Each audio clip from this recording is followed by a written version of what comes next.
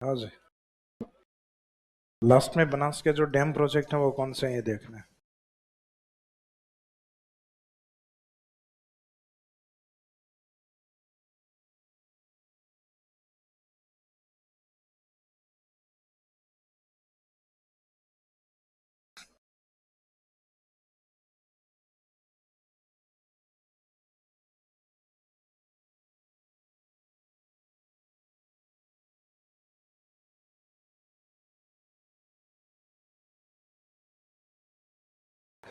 बनास के जो dam project है इसमें जहां से इसका ओरिजिन होता है यानी खमनोर हिल्स राजसमंद।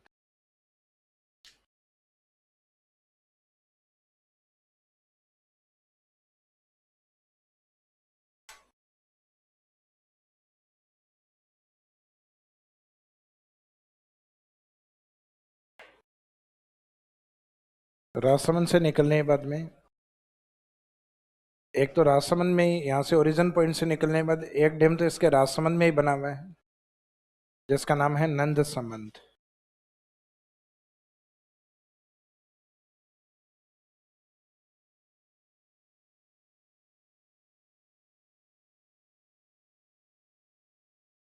नंद समंद राजसमंद।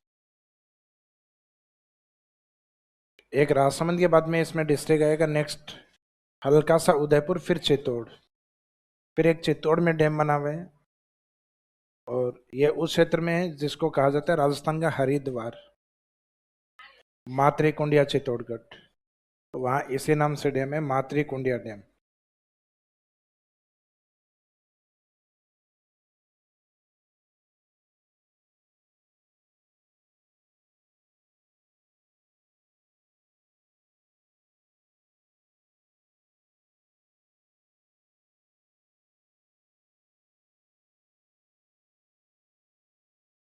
चित्तौड़ से थे या आर्ट एंड कल्चर अच्छा कर रखा है?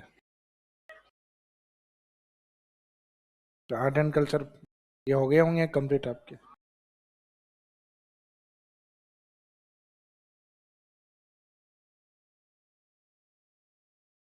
इस पे नंबर ऑफ गेट्स गेटों की संख्या या डैम क्या के द्वार बनाए जाते हैं गेट।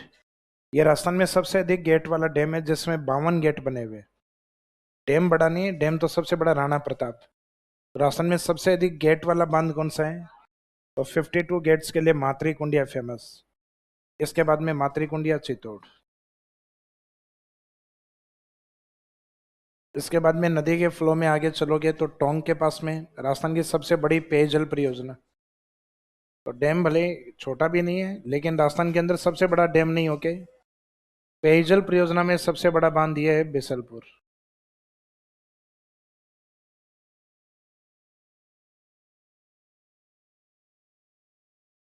बिसलपुर जो कहाँ स्थित है? टोंक।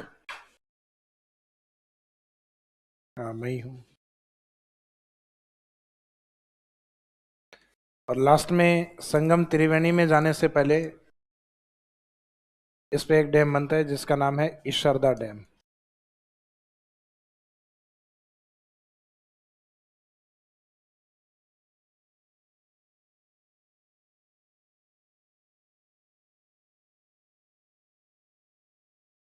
ईशरदा डैम ये लास्ट में सवाई माधोपुर। तो सवाई माधोपुर से पहले टोंक होता है। तो टोंक से पहले कहीं ना कहीं इसमें चित्तौड़ और चित्तौड़ से पहले इसमें रहता है राजसमंद। तो इसमें इन बांधों का सीक्वेंस ही है जिसमें सबसे बड़ी पेयजल परियोजना राजस्थान की कौन सी है? बिसलपुर। सबसे एक तो ये फेमस रहेगा इसमें डिटेल में जो हम कवर करेंगे, एक तो ये बिसलपुर।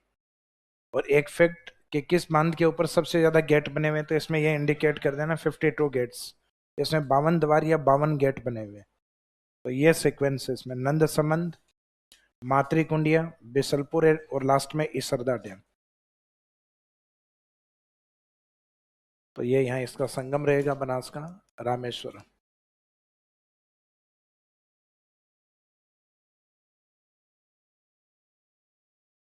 रामेश्वरम घाट लिख दो चाहे चंबल लिख दो। तो राजस्थान में 3 नदियां हैं जिन पे डैम अधिक बने हुए हैं, जिनके डैम सीक्वेंस एग्जाम में आ सकते हैं। एक तो माही वाले, एक चंबल वाले और एक बनास वाले। तो माही तो आपको पहले करवा दिया अरब सागर में, चंबल वाले आज किए थे हमने। गांधी, राणा, जवाहर और कोटा बैराज। और बनास के जो है उसमें एक तो राजसमंद में ही बना हुआ है, लगभग संबंध के नाम से ही है, नंद संबंध। नंद संबंध राजसमंद, उसके बाद मातरी कुंडिया चित्तौड़, फिर पेयजल परियोजना में फेमस है बिसलपुर डैम, और लास्ट में इसरदा डैम, बिसलपुर टोंक, इसरदा सवाई माधोपुर।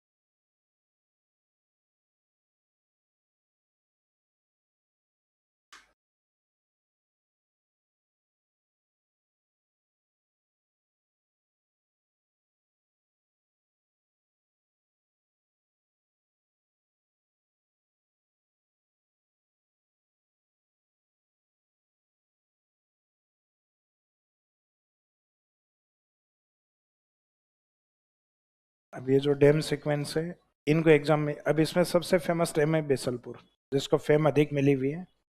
तो ये राजस्थान का लार्जेस्ट ड्रिंकिंग वाटर प्रोजेक्ट, सबसे बड़ी पेयजल परियोजना। तो ये तो जो पार्ट किए हैं ये तो अपन ने बनास वाले किए हैं, बनास के ऊपर जो डैम प्रोजेक्ट। अब इसके कुछ सहायक नदियों के ऊपर डैम और भी हैं। तो बनास के डैम के बाद में जो कुछ बचे हुए हैं वो जस्ट इसी डायग्राम के नीचे लिखे हैं। एक आता है मोरेल डैम, मोरेल बांध, ये भी एग्जाम में ज्यादा पूछा जाता है, इंपॉर्टेंट। जब ये नदी जयपुर से निकलती है उसके बाद में इस पे डैम बनता है दौसा और सवाई माधोपुर बॉर्डर पे। तो उसमें सवाई माधोपुर भी वैसे ठीक है, दौसा आता है अगर, ये भी ठीक है, लेकिन दोनों एग्जाम में आते हैं तो ज्यादा ठीक सवाई माधोपुर को लेना है। बाकी वैसे तो क्वेश्चन डिलीट होना चाहिए क्योंकि कैचमेंट एरिया में दोनों ही डिस्ट्रिक्ट होते हैं, बॉर्डर पे है ये दोनों। Morel dam, Sawai Madhopur, Dausa. इसी की जो सहायक नदियां हैं उसमें एक आता है मेजा डैम, ये कोठारी पे आता है, मेजा बांध।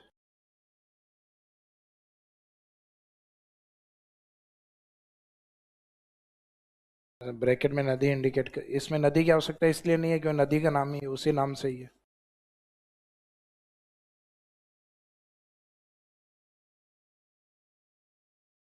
कोठारी भीलवाड़ा। और एक आता है एआरसीपी का जो प्रोजेक्ट है, यानी एआरसीपी के 26 बांधों में शामिल होगा गलवा। ये बनास के लास्ट में एक सहायक नदी लिखी थी, टोंक के आसपास इसमें मिलती है।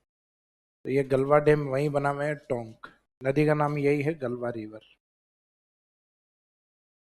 तो इसका मीनिंग है इसमें भी नदी नहीं पूछेंगे कि नदी का नाम ये है गलवा। तो इनमें से ये ज्यादा पूछते हैं, तो मोरेल या फिर मेजा डैम। तो मेजा वहां डायग्राम में इंपोर्टेंट करवाया भी था आपको। तो एक तो बनास के सीक्वेंस पे याद रखना कौन कौन से हैं। तो एक तो राजसमंद में लगभग संबंध के नाम से नंद संबंध, एक चित्तौड़ में धार्मिक स्थान पे मातरी कुंडी है, और एक सबसे बड़ी पेयजल परियोजना बिसलपुर। बिसलपुर से जो पानी छोड़ा जाता है वो जाता है सवाई माधोपुर इसरदा, यानी बनास को यहां से अगर ओपन किए जाएंगे गेट तो उसका पानी आगे जाके किस में इकट्ठा होगा, इसरदा, और इसरदा से ओपन किया जाएगा तब जाएगा रामेश्वरम। तो नंबर ऑफ जो डैम है वो ज्यादा बनने के कारण बनास अपना फ्लो वहां तक नहीं बना पाती। रामेश्वर के पास में बहुत कम पानी देखने को मिलता है, यानी बड़े बड़े डैम बनने के कारण पानी इन्हीं में रुक जाता है पहले ही। तभी पूर्वी राजस्थान में नया प्रोजेक्ट बनाया जा रहा है ERCP, जिसमें बड़े बड़े बांध बनाए जाएंगे, और जिन बांधों में पानी की कमी है या जो नदियां अपनी मुख्य नदियों से पहले हटने लग गई, उन नदियों को या रिवर्स को रिवाइवल किया जाएगा, पुनर्जीवित किया जाएगा, उनके वाटर फ्लो को बढ़ा के या उनके बांधों को भर के। तो अब ये जितने भी डैम आपने लिखे हैं, 4 तो मेन बनास पे और कुछ इसके ट्रिब्यूटरीज पे जो अभी आपने ये वाले मेंशन जो किए थे। अब इनमें से हेडिंग में लेना है आपको नोट या विशेष में बिसलपुर डैम, ये वाला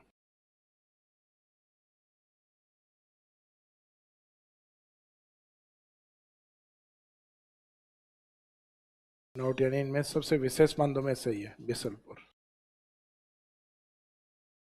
तो टोंक में स्थान का नाम ये है, बिसलपुर यहाँ बना हुआ है, जिसमें बिसलपुर डैम में बिसलपुर बांध में लिखेगा।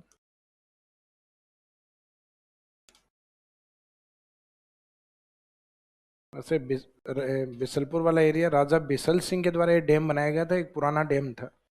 गवर्नमेंट ने बाद में इसका रिकंस्ट्रक्शन करवाया और 1999 में एक नए बांध के रूप में इसको स्थापित किया, तब से ये अधिक चर्चाओं में है। तो वर्तमान में इसका जो स्थापना पुराने वाला नहीं लेकिन लेटेस्ट डैम के रूप में, और जो नया बांध बनाया गया वो बनाया गया RCC टेक्निक, यानी कंक्रीट और जो सरिया है उस तकनीक से बना हुआ है। जैसे आजकल अपनी जो बिल्डिंग है ये पट्टी वगैरह ये डाल के नहीं बनाई जाती, सिल वगैरह, ये RCC टेक्निक से बनी हुई। तो RCC टेक्निक यानी सीमेंट और कंक्रीट। तो इस डैम को कहा जाता है कि ये राजस्थान का सबसे बड़ा सीमेंट कंक्रीट डैम, यानी सबसे बड़ा कंक्रीट डैम। राणा प्रताप सागर बड़ा डैम है लेकिन वो पत्थर वगैरह और सीमेंट से बना हुआ है। कंक्रीट डैम में सबसे बड़ा इसी को, ये अगर स्टेटमेंट हटा दिया जाए कि largest dam of Rajasthan Rana Pratap, और largest concrete dam of Rajasthan Bisalpur, और largest largest drinking water project of Rajasthan Bisalpur, तो राजस्थान में कंक्रीट बांध और राजस्थान में पेयजल परियोजना में सबसे बड़ा डैम किसको माना गया है, बिसलपुर। तो बिसलपुर में लिखिएगा।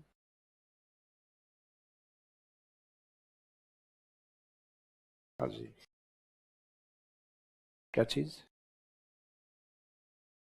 जयपुर को पानी सप्लाई होता है क्या? हाँ, अभी लिखवाएंगे इसमें कौन कौन सा डिस्ट्रिक्ट है। तो बिसलपुर बांध में लिखिए, यह बनास नदी पर टोंक में स्थित Bisalpur dam is situated in Tonk on Banas river. यह बनास नदी पर टोंक में स्थित।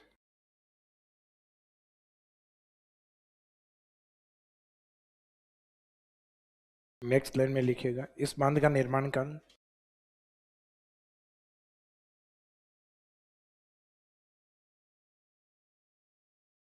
Formation period of this dam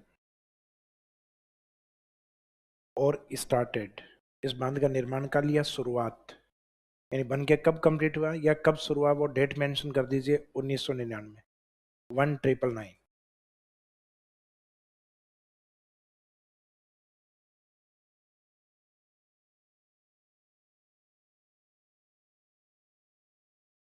तो ये स्टार्टेड का समय माना जाता है 1999 में नए बांध के रूप में शुरू हो गया था। अब इसमें विशेषताओं में लिखिएगा इस डैम की विशेषता। ये तो जनरल इंट्रोडक्शन है कि कहाँ स्थित है, किस नदी पर है, कब बना 1999। विशेषताओं में लिखिए बिसलपुर के जो करेक्टरिस्टिक्स हैं उसमें, Bisalpur Bisalpur dam is the largest concrete dam of Rajasthan. Bisalpur बांध राजस्थान का सबसे बड़ा कंक्रीट बांध। Bisalpur dam is the largest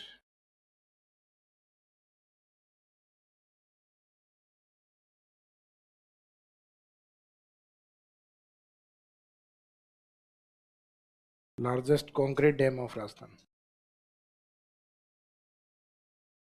Bisalpur Rajasthan का सबसे बड़ा कंक्रीट बांध। तो इसमें जो कंक्रीट लिखा है इस शब्द को अंडरलाइन कर दीजिए। अगर ये इसमें स्टेटमेंट में नहीं होता है इस शब्द, तब इस स्टेटमेंट गलत है फिर ये, क्योंकि फिर स्टेटमेंट होगा कि ये राजस्थान का सबसे बड़ा बांध है, तो सबसे बड़ा ये नहीं, राणा प्रताप। फिर इसे मैं नेक्स्ट लाइन में लिखी हुई विशेषताओं में, बिसलपुर राजस्थान की सबसे बड़ी पेयजल परियोजना है जिससे जल आपूर्ति, Bisalpur is the largest drinking water project of Rajasthan. Bisalpur is the largest drinking water project of Rajasthan.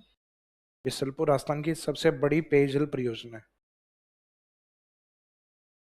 Bisalpur is the largest drinking water project of Rajasthan.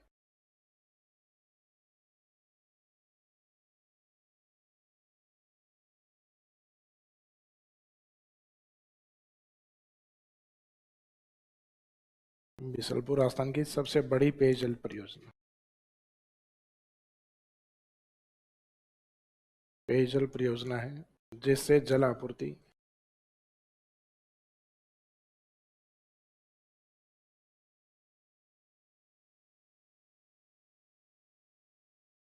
From which water is supplied,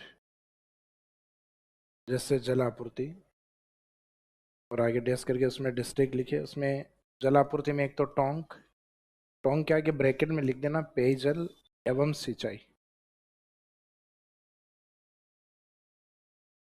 drinking water and irrigation, इसको दोनों के लिए पानी मिलता है, कहीं टोंक में बना हुआ है। इसका मीनिंग हम जो लिख रहे हैं वो पेयजल आपूर्ति वाले लिख रहे हैं, लेकिन टोंक इसमें पेयजल और इरिगेशन दोनों में काउंट होता है। फिर टोंक से सप्लाई जाती है अजमेर नागौर कुबड़ पट्टी की ओर, तो कुबड़ पट्टी जहाँ फ्लोराइड की मात्रा अधिक है, यानी अजमेर और नागौर। फिर अपना जयपुर, जयपुर का पूर्वी भाग दौसा, और अभी लेटेस्ट डिस्ट्रिक्ट में जोड़ा गया है सवाई माधोपुर। तो टोंक, फिर टोंक के नजदीक अजमेर नागौर कुबड़ पट्टी, फिर जयपुर के आसपास वाले जयपुर दौसा एंड सवाई माधोपुर, तो ये डिस्ट्रिक्ट इससे कनेक्ट। दौसा का कुछ हिस्सा ही है जो जयपुर के टच में है। अब कोई इन स्थानीय गांव से है और वो ये सोचे मेरे गांव तक तो नहीं आता, तो जरूरी नहीं है कि हर गांव हर घर तक पहुंचे। जयपुर में भी पूरा जयपुर कनेक्ट नहीं है। जो अपना इस साइड वाला जो टोंक रोड मालवीय नगर और इस साइड वाला जो जयपुर है, ये लगभग कनेक्ट है। पूरा जयपुर इसका पानी नहीं पीता, लेकिन मोस्टली जो जयपुर है अधिकांश हिस्सा जुड़ चुका है इससे। जैसे अपने इस साइड में मानसरोवर के आगे जाओ आप, ये मांग्यावास वगैरह ये आते हैं, ये एरिया नहीं जुड़े हुए अभी तक। तो इसका मीनिंग जयपुर का भी अभी बड़ा हिस्सा है जो इससे कनेक्ट नहीं है। लेकिन अगर ये पूछा जाए जयपुर जिला जुड़ा हुआ है नहीं, तो जयपुर जिला जुड़ा हुआ है। अब जयपुर जिले के एक गांव में भी पानी पहुंच गया, इसका मीनिंग जयपुर कनेक्ट। तो इसी तरीके से दौसा है, उसमें कुछ सीमित एरिया तक की सप्लाई है, जिसमें दौसा वालों को ये लगेगा कि नहीं हमारे यहाँ नहीं आता। हाँ, वो यही कह रहा हूँ कि दौसा वालों को खुद को यही लगेगा। लेकिन जब इसकी डिटेल रिपोर्ट पढ़ोगे तो उसमें दिया हुआ है दौसा के कुछ लोकेशन जुड़े हुए हैं, तो इसका मीनिंग कुछ जगह तक सप्लाई है जिसमें। अब ये आपके तो जब गांव गांव में घर घर तक बिसलपुर का अगर कोई नल लगा के जाए फिर गए ये बिसलपुर वाला है खोलना, तब लगेगा कि हाँ आ गया। लेकिन अपने घर तक नहीं आए तो भी काउंट करना है। अब जैसे जयपुर में हर घर तक बिसलपुर थोड़ी ना है, नहीं है, लेकिन बिसलपुर में जयपुर को काउंट करना है। मेन लाभान्वित जिला जो जहाँ ये डैम है वो है टोंक, तो इसका टोंक को अपने अलग से लिखा है पेयजल और सिंचाई दोनों के लिए पानी लेता है।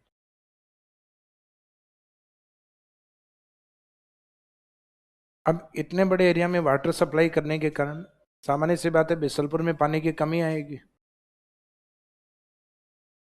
तो इसमें कहा गया है कि जब बिसलपुर में पानी की कमी आएगी तो इसके लिए एक जो प्रपोज्ड प्रोजेक्ट था, एक प्रस्तावित परियोजना थी कि इसको चंबल से जोड़ा जाएगा।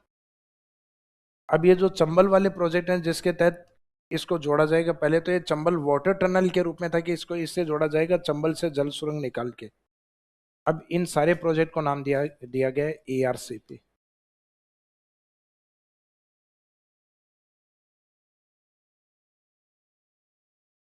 तो ये ईस्टर्न राजस्थान में यानी पूर्वी राजस्थान में बनने वाला कैनाल प्रोजेक्ट है, उससे ये कनेक्ट होगा। तो अब इसका नाम हो गया ईस्टर्न राजस्थान कैनाल प्रोजेक्ट।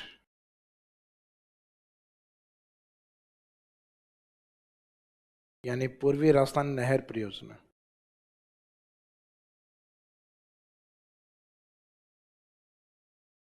ये वाला पार्ट। तो अब इसमें यही लिखेंगे, जब बिसलपुर बांध में पानी की कमी होती है या इस बांध को पानी की जब रिक्वायरमेंट होगी तो इसको किस प्रोजेक्ट से जोड़ा जाएगा, ईआरसी। और ये तय है, ईआरसीपी से जुड़ने के बाद इसमें एक्सेस वाटर होगा, क्योंकि अब भी कई बार पानी अतिरिक्त आता है। तो अपने बारिश के टाइम में कहते हैं बिसलपुर जैसे फुल भरता है तो न्यूज़पेपर में आ जाता है कि कल इसके 2 गेट ओपन किए जाएंगे। तो बहुत सारे लोग एज ए टूरिज्म वहाँ भाग के जाते हैं, क्योंकि पानी जो बांध जब ओपन किया जाता है तो उसकी पानी की जो चद्दर चलती है काफी खूबसूरत नज़ारा होता है, जिसको देखने के लिए लोग जाते हैं, जैसे जयपुर से, अजमेर से, लोकल टोंक वाले जो निकटतम जिले वाले हैं वो। अब ये नहीं है कोई बांसवाड़ा से आएगा, बांसवाड़ा वाले माई को ही देख लेंगे अपने। तो यहाँ से जो पानी एक्सेस वाटर होगा और यहाँ से जो पानी ओपन होगा वो पानी फिर किसको मिलेगा, इस सरदा। तो जैसे ये बिसलपुर ओपन होता है न्यूज़पेपर में भी आता है, अब इसमें कितने गेट ओपन होंगे उससे स्पीड तय होती है कि भाई इतना पानी छोड़ा जाएगा और ये अगले 24 घंटे, 30 घंटे या 48 घंटे में इस सरदा पहुंच जाएगा। तो पानी पहुंचने का मीनिंग है कि बनास का पहुंचना, क्योंकि यहाँ से जो पानी ओपन होगा वो किसका होगा, बनास का। और उसी बनास के ऊपर आके क्या बना हुआ है, इस सरदा। लेकिन अब धीरे धीरे इसमें पानी की कमी आने लग गई आजकल। जैसे अभी शायद 2-3 दिन पहले भी न्यूज़पेपर में दिया हुआ था कि इसकी भराव क्षमता है वो इतनी है कि 2027 तक जिन जिलों से जुड़ा हुआ है उन जिलों को पानी पिला सकता है, भराव क्षमता के अकॉर्डिंग। लेकिन भरा हुआ पूरा नहीं है। अब इतना ही भरा हुआ है कि मुश्किल से जुलाई निकले। उसके बाद में जो नीचे वाला जो पानी आता है वो तो गाद आने लग जाती है, कीचड़ आने लग जाता है फिर। तो इसमें लिखेगा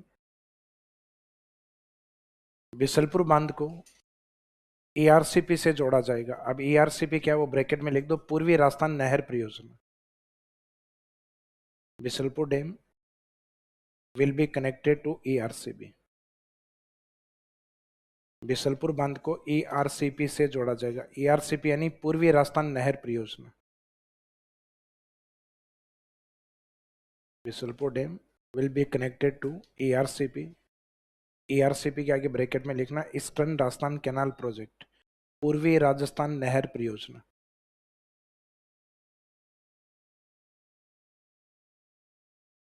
अगर ये ईआरसीपी या चंबल से, चंबल जो प्रोजेक्ट है उसी का ही पार्ट है, ईआरसीपी हम आगे पढ़ेंगे, पूरा डिटेल में पढ़ेंगे इस प्रोजेक्ट को। तो ये चंबल का ही पार्ट है, यानी चंबल और उसके सहायक नदियों से जोड़ के फिर इसका एक्सेस वाटर होगा वो किस में सप्लाई किया जाएगा, ये सरदा। अब भी सरदा में ही छोड़ा जाता है, बाद में भी सरदा। इसके लिए आने वाले टाइम में सरदा को और अधिक बड़ा बनाया जा रहा है। तो सवाई माधोपुर वालों को पता है कि सरदा का कैचमेंट एरिया बढ़ाया जा रहा है पिछले कई साल से। इसका काम शायद अब भी जारी है इस सरदा का। तो इसी में नेक्स्ट लाइन में लिखें बिसलपुर के अतिरिक्त पानी को सरप्लस वाटर या excess water of Bisalpur will be supplied into Isarda dam. Bisalpur के अतिरिक्त पानी को इसरदा डैम में छोड़ा जाएगा। यानी ईआरसीपी से कनेक्ट होने के बाद एक्सेस वाटर होगा, उसकी सप्लाई किसको दी जाएगी, इसरदा। तो सरप्लस वाटर या excess water of Bisalpur dam will be supplied into Isarda dam, will be supplied into Isarda dam. Bisalpur के अतिरिक्त पानी को या अतिरिक्त जल को इसरदा बांध में छोड़ा जाएगा। इसरदा यानी सवाई माधोपुर। और यहाँ जो अतिरिक्त होगा वो अपने को पता आगे कहाँ जाएगा, रामेश्वरम, चंबल के अंदर। तो सिर्फ इसी को ही लिखना है, क्योंकि इससे क्वेश्चन आता है कि बिसलपुर का अतिरिक्त पानी राजस्थान के किस डैम में जाता है, इसरदा डैम में जाता है। आगे भी प्रोजेक्ट यही है कि एक्सेस वाटर होगा तो वो भी इसरदा ही भेजा जाएगा। अब ये राजस्थान में उन जिलों के निकटतम है जो राजस्थान के फेमस टूरिज्म डिस्ट्रिक्ट हैं, जयपुर और अजमेर। इन दोनों जिलों से ट्राइंगल पे है टोंक, दोनों से लगभग ज़्यादा दूरी नहीं है, लगभग 100-120 किलोमीटर के आसपास, यानी 1.5 से 2 घंटे का रास्ता है। तो इजीली टोंक बिसलपुर एरिया में पहुंचा जा सकता है। तो हमारे आरटीडीसी डिपार्टमेंट ने इन्होंने तय किया कि हम बिसलपुर को टूरिज्म के लिए हाईलाइट करेंगे, और इन्होंने इस बिसलपुर को हाईलाइट करके एक दर्जा दिया है मिनी गोवा ऑफ राजस्थान। इसको टूरिज्म के तौर पे मिनी गोवा बोला गया है। तो गोवा लोग क्यों जाते हैं? हालांकि बहुत सारे उद्देश्य होते हैं, उनमें से एक होता है जल या सागरीय क्षेत्र को देखना, सागरीय कोस्टल एरिया, तटीय क्षेत्रों को देखना। तो वैसा सागर और जल जैसे फील है अपने एरिड या ड्राई राजस्थान के अंदर, मरुस्थलीय राज्य में, ये फील आप बीसलपुर के किनारे ले सकते हो। यानी बीसलपुर के किनारे, किसी भी किनारे पॉइंट पे खड़े होकर पूरे बीसलपुर को एक साथ नहीं देख पाओगे, क्योंकि बीसलपुर इतना बड़ा डैम है कि आपको देख के एक बार तो यूं लगेगा समुद्र के किनारे खड़े, लेकिन नजरें थोड़ी सी दूर करोगे तो आगे स्थलीय भाग दिख जाएगा, तो ये गलतफहमी दूर हो जाएगी फिर। तो लेकिन फिर भी इन डिस्ट्रिक्ट के नज़दीक सबसे बड़ा डैम है ये। इसका आरटीडीसी डिपार्टमेंट या टूरिज्म डिपार्टमेंट के द्वारा इसको किसका टैग या स्टेटस दिया गया है? मिनी गोवा। तो नेक्स्ट लाइन में लिखेगा, पर्यटन विभाग के द्वारा बिसलपुर बांध को मिनी गोवा का स्टेटस या दर्जा दिया गया है।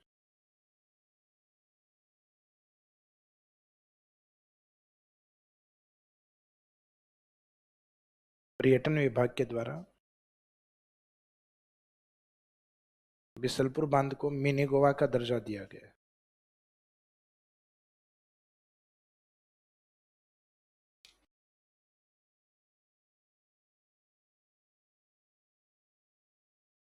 तो tourism department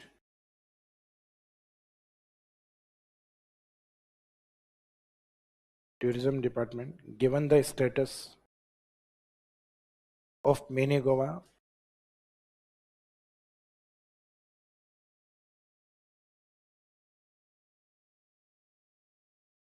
of mini Goa of Rajasthan. Mini Goa किसका बोला गया है? राजस्थान का, या सिंपल लिख दो राजस्थान में मिनी गोवा। तो बिसलपुर को मिनी गोवा का दर्जा दिया गया।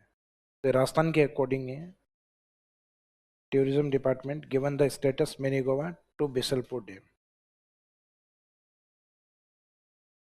या मिनी गोवा। तो ये स्टेटमेंट किसके लिए यूज किया इन्होंने? बिसलपुर।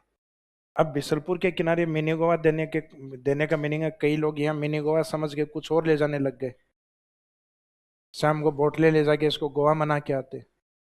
तो धीरे धीरे यहाँ माहौल बिगड़ने लग गया। फिर टूरिज्म डिपार्टमेंट को लगा कि अकेला मिनी गोवा कहना ये गलत हो गया। तो फिर यहाँ टूरिज्म बढ़ाने के लिए इन्होंने क्या किया, जो जैसे डैम है, इस डैम के पास में इस तरीके से पहाड़ियाँ, पहाड़ियों के पास में यहाँ रोड बनी हुई है। तो ये डैम इस तरीके से फैला हुआ है और ये इसके किनारे सड़क है। तो इसके पास में डैम के और इस साइड में से डैम का एक पार्ट ओपन होता है।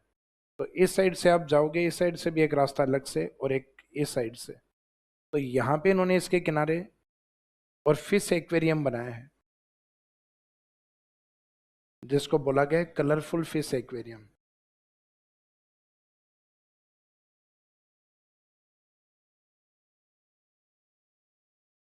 कोरोना वाले टाइम पीरियड से जस्ट पहले ओपन हुआ था ये, लगभग नवंबर दिसंबर 2019 के आसपास। कोरोना आ गया था 2020 में, स्टार्टिंग में मार्च के आसपास। तो रंगीन मछलियों का एक्वेरियम, जहाँ इन्होंने लगभग 16 देशों से 200 से अधिक मछलियों की प्रजातियों को राजस्थान में मंगवाया था और उस फिश एक्वेरियम में ये प्रजातियां रखी गई। अब इनको लगा कि भविष्य में इस प्रकार के एक्वेरियम अगर और बनाए तो हमें दूसरे देशों से मंगवाने नहीं पड़े, हम खुद मछलियों की ब्रीडिंग या प्रजनन करवाएं। तो इन्होंने केवल रंगीन मछलियों का एक्वेरियम नहीं, इनका प्रजनन केंद्र भी स्थापित किया। तो एक तो फिश एक्वेरियम, और जो एक्वेरियम है यही इसका ब्रीडिंग सेंटर भी है। तो सेंटर अलग अलग नहीं है, लेकिन इसमें दो थीम है, एक colourful fish aquarium and breeding centre. रंगीन मछलियों का एक्वेरियम एवं प्रजनन केंद्र बिसलपुर बांध के किनारे स्थित है, यह स्थापित किया गया है। तो एक पॉइंट इसमें नेक्स्ट डे भी लिखेगा, कलरफुल फिश एक्वेरियम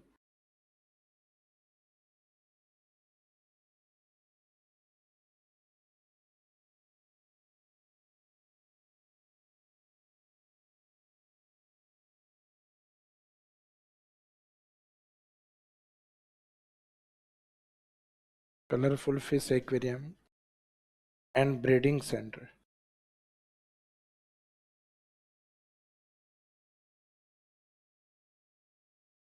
तो ये एक ही यूनिट माननी है अपने को, colourful fish aquarium and breeding centre is established along Bisalpur dam. रंगीन मछलियों का फिश एक्वेरियम, फिश भी ऐड कर देना इसमें।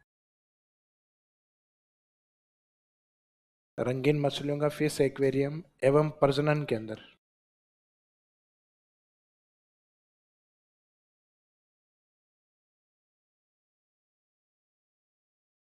Colourful fish aquarium and breeding centre is established along Bisalpur dam.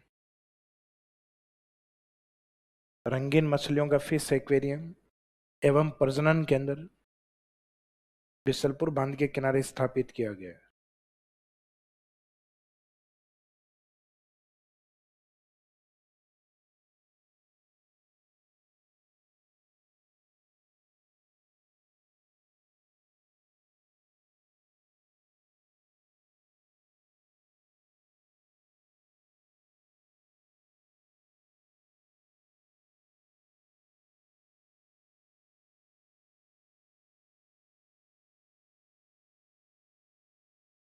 Sir पीछे वाले बच्चे सो रहे हैं, प्लीज थोड़ा मनोरंजन करवाएं।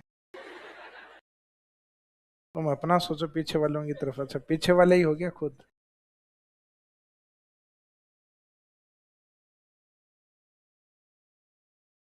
अब देखो, मैं कालबेलिया नृत्य की गुलाबो तो होने ही जो नाच के देखा हूँ।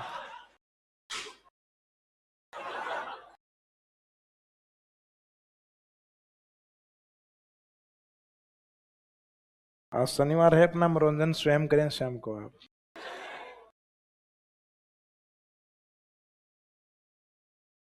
अब राजस्थान के अंदर जिन एरिया में वाटर प्रेजेंस या डैम होते हैं, उस जगह पे वेजिटेशन अधिक होगी, और जहाँ वेजिटेशन अधिक होगी वहाँ पॉसिबल है कि वाइल्ड लाइफ को बढ़ाया जा सकता है। तो राजस्थान ने 2008 से तय किया कि बहुत अधिक बायोडाइवर्सिटी वाले जो एरिया नहीं है उनको हम कंजर्वेशन रिजर्व का दर्जा देंगे।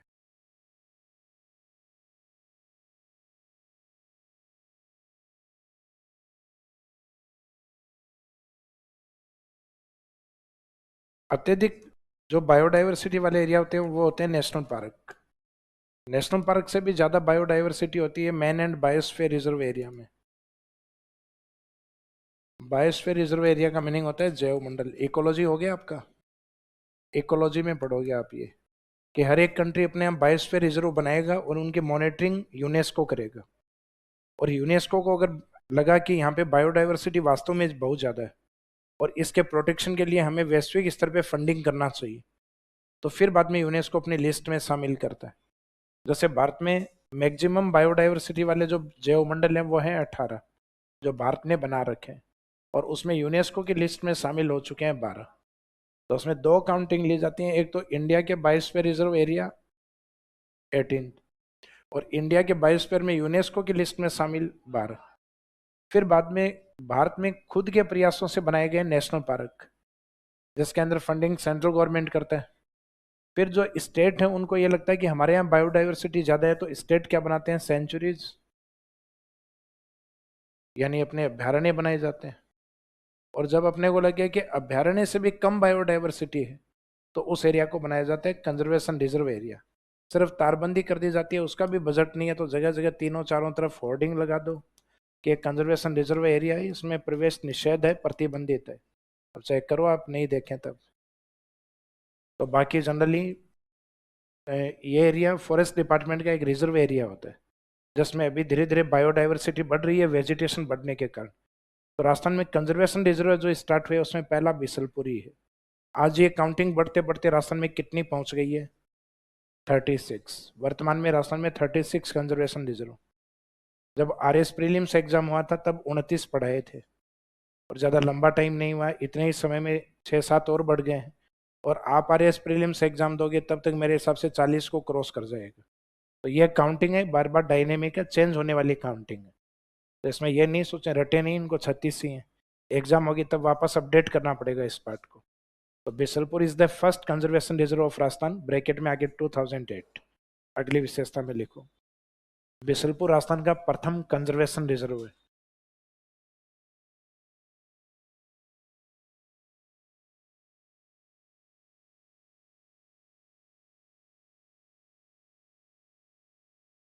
Bisalpur is the first conservation reserve of Rajasthan. Bisalpur Rajasthan का प्रथम कंजर्वेशन रिजर्व।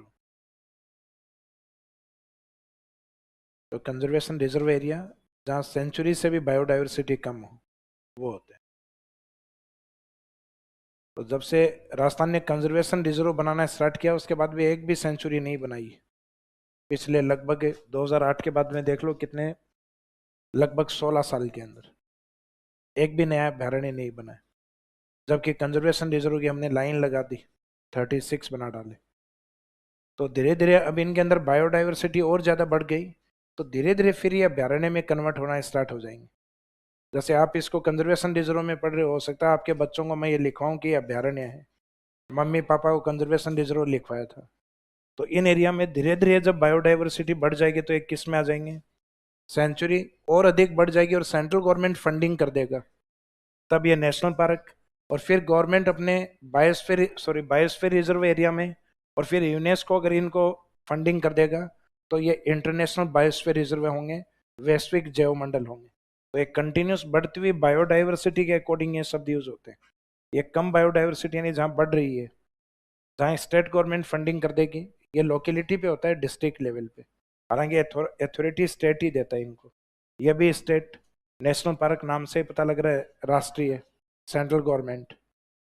बायोस्फीयर पहले अपना कंट्री खुद बनाएगा, फिर उनको अथॉरिटी इंटरनेशनल लेवल पे यूनेस्को देगा। तो जैवमंडल कार्यक्रम किसके द्वारा संचालित होता है, यूनेस्को के द्वारा। लेकिन यूनेस्को ने कहा गया पहला प्रयास आपका होगा बॉटम, और सेकंड अप अप्रोच हमारी होगी। इसका मीनिंग लोकेलिटी में काम आपको ही करना होगा, लेकिन उसके लिए फंडिंग ऊपर से आएगा। तो ये थीम होती है बॉटम टू अप अप्रोच। तो बॉटम का मीनिंग काम अपने को करना होगा बॉटम लेवल पे, लेकिन अप्रोच उसका फंडिंग कौन देगा, यूनेस्को। उसमें और भी कार्यक्रम जैसे बायोस्फीयर रिजर्व, ये तो इकोलॉजी में है आपके। ऐसे आपके सिलेबस में लास्ट में एक टॉपिक लिखवाया था मैंने, UNESCO geo park and Jio heritage. तो वो कॉन्सेप्ट भी यूनेस्को की है। यूनेस्को की 3 कॉन्सेप्ट फेमस हैं विश्व में, एक तो ये वाली बायोस्फीयर, एक जियो पार्क भू पार्क, और एक मैन एंड हेरिटेज यानी विरासत वाली, जियो हेरिटेज साइट, भू विरासत स्थल। एक जियो पार्क और एक ये बायोस्फीयर रिजर्व। तो इन 3 थीम के बारे में पढ़ना है, जिसमें राजस्थान ज्योग्राफी में आपके 2 दी हुई हैं। ये दी हुई है आपके इकोलॉजी वाले पार्ट में, इंडियन ज्योग्राफी में भी दिया हुआ है। तो ये एक आपका जो वाइल्ड लाइफ वाला पार्ट था उससे रिलेवेंट पॉइंट था। तो ये बिसलपुर की बहुत सारी इंपॉर्टेंस है। सिंचाई को लेकर है, पेयजल को लेकर है। राजस्थान में मुख्यतः टूरिज्म पॉइंट के रूप में मिनी गोवा का दर्जा, या फिर मत्स्य पालन भी इस डैम में किया जाता है। फिर वाइल्ड लाइफ को लेके इसको कंजर्वेशन रिजर्व बनाया गया है। तो एग्जाम में जब भी इसका इंपॉर्टेंस लिखें तो इन थीम पे लिखा करो, पेयजल वाली पे, बायोडाइवर्सिटी को लेके, टूरिज्म को लेके अलग अलग थीम। तो ये सारे शब्द अपने अलग अलग जगह यूज हुए हैं इसमें, कि पेयजल में महत्व है, टोंक में सिंचाई भी लिखा है तो इसका मीनिंग इरिगेशन में इंपॉर्टेंस। कंजर्वेशन रिजर्व का मीनिंग जहाँ वाइल्ड लाइफ बढ़ता है वो कंजर्वेशन रिजर्व एरिया होता है। हालांकि ये थीम आगे आएंगे आपके वाइल्ड लाइफ वाले टॉपिक में। बिसलपुर के बाद में इसी के साथ अपना बनास कंप्लीट। बनास में मेन डैम यही था जिसको डिस्क्राइब करना था, बाकी तो लोकेशन ही देखनी है।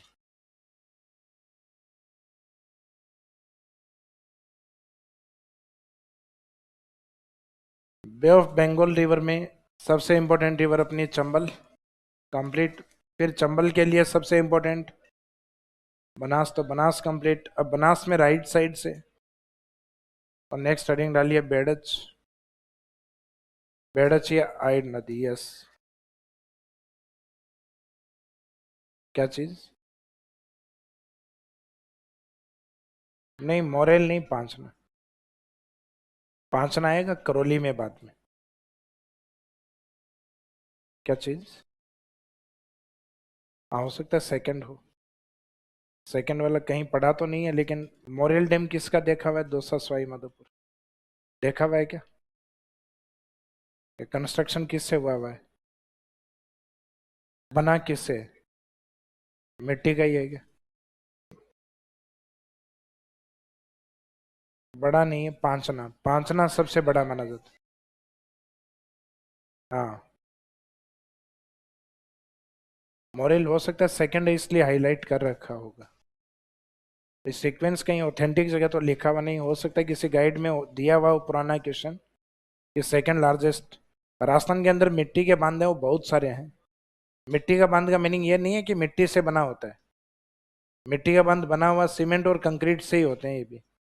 लेकिन इसमें ये होता है पास में एक साइड में या दो साइड में पास में कोई माउंटेन्स या हिल्स होती है पास में, जहां बांध का पक्का निर्माण नहीं किया जाता। तो एक साइड में नेचुरल सपोर्ट होता है, इस कारण उसको कहते हैं मिट्टी का बांध। या तो उस एरिया में कुछ कंदराएं या मिट्टी इस तरीके से हो कि मिट्टी का पार्ट इस तरीके से खड़ा और एक बड़ा टीला है, और वहां से नदी बह रही है और आगे उसमें पक्की दीवार बनी हुई है, और साइड में इस तरफ दीवार बना दी। तो एक तरफ इसमें कोई दीवार नहीं बनी हुई है, मिट्टी का काफी बड़ा ऊंचा हिस्सा है। तो इसका मीनिंग ये नेचुरल सपोर्ट है इसको मिट्टी का, ये काफी बड़ा एरिया। इस कारण इसको सॉइल डैम कह दिया है। बाकी बांध या नदियों का पानी मिट्टी से रुकना पॉसिबल है क्या? अपने घर का बारिश का पानी नहीं रुकता मिट्टी से। और नदी एक बड़ा पार्ट होता है। जो पांचना डैम है उसमें 5 नदियां तो गंभीर की सहायक और एक खुद गंभीर आती है, 6 नदियां आती। अब 6 नदियों को और अकेला मिट्टी का बांध रोक सकता है क्या? तो उसमें इस तरीके से है कि पहाड़ियां बनी हुई हैं विंध्यन माउंटेन के, और उसमें गंभीर नदी और उसमें 5 नदियां अलग अलग साइड पे मिलती रहती हैं। और इन सभी नदियों का पानी आगे ये दीवार बनी हुई है, और साइड में जो विंध्यन माउंटेन है इसके पास में अपर्दन के कारण ये मिट्टी जमा है यहाँ कंक्रीट के रूप में, और इस साइड में भी मिट्टी जमा है। और इनमें क्रॉस करने के लिए यहाँ से यूँ ब्रिज बना हुआ है, नदियों का एरिया पानी नीचे से जाता है। ये किस साइड में बना हुआ है? अपना करौली की ओर। तो उस एरिया में जाओगे तो डैम इसी तरीके से दोनों तरफ पहाड़ियां दिखाई देंगे, बीच में ये पानी है। और आगे जाओगे तो ये पूरा बांध ओपन इस तरीके से, इसके आगे दीवार बनी हुई है। ये पक्का निर्माण कार्य है।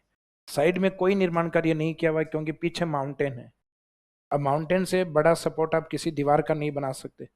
दीवार बना दो, कितनी बना दोगे? 5 फीट चौड़ी, 6 फीट चौड़ी, आधा किलोमीटर चौड़ी तो नहीं बना पाओगे। तो इसका मीनिंग इससे मजबूत बांध कोई नहीं है। तो एक तरफ तो हम कहते हैं मिट्टी का बांध, और दूसरी तरफ सबसे मजबूत बांध में से, क्योंकि इसको नेचुरली सपोर्ट किसका है? माउंटेन, पर्वत का सपोर्ट मिला हुआ है। तो ऐसे कुछ नेचुरल सपोर्ट होते हैं पास में। तो इसमें कुछ जगह मिट्टी होती है, पीछे माउंटेन का सपोर्ट यानी चट्टानी भाग का सपोर्ट होता है। इस कारण इनको सोइल डैम के रूप में डिफाइन करते हैं। बाकी मिट्टी से बांध बनना पॉसिबल नहीं। मिट्टी से बचपन में घरौंदे बनाए, घर बनाए हैं अपने, कितनी देर रहते हैं। कोई पड़ोसी देख लेगा, टापर देख लेगा, वो मिट्टी में मिला जाएगा। तो मिट्टी से डैम बनना पॉसिबल नहीं है। मीनिंग कोई एक साइड या दो साइड हो सकता है उसके नेचुरल सपोर्ट हो, इस कारण उसको सॉइल डैम के रूप में डिफाइन करते हैं। हाँ जी, यही मैं बता रहा हूँ भाई। कंप्लीट है, कंप्लीट मिट्टी का बनना पॉसिबल ही नहीं। मिट्टी पका ही जाते हैं। अब पकाने से तो ऐसे तो अपने घर ही है, मिट्टी पे ही खड़े हैं पूरे। भाई नीचे पत्थर की नींव है, ऊपर बाकी ऊपर क्या है? ब्रिक्स, ईंट ही तो होती हैं। अब वो ईंट बनती किसकी है?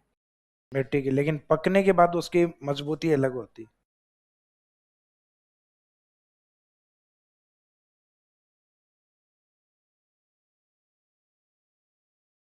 हाँ जी। तीसरा है इसमें भेड़च रिवर।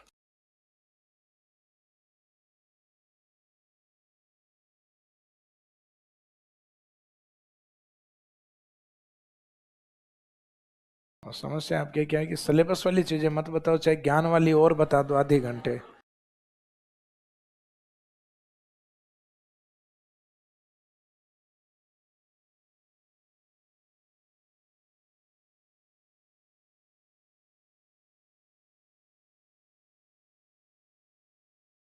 लेकिन एग्जाम में आएंगे यही जो रटोगे ये वाले।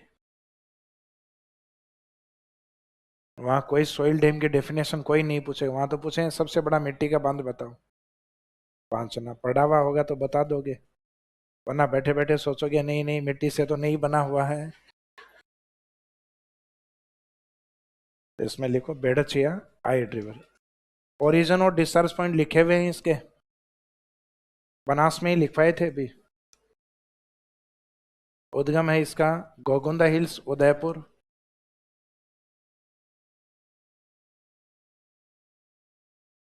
इसका जो डिस्चार्ज पॉइंट है वो बनास का पहला त्रिवेणी है। तो संगम इसका बनास, बनास में किस पॉइंट पे बेगौद, बेगौद भीलवाड़ा।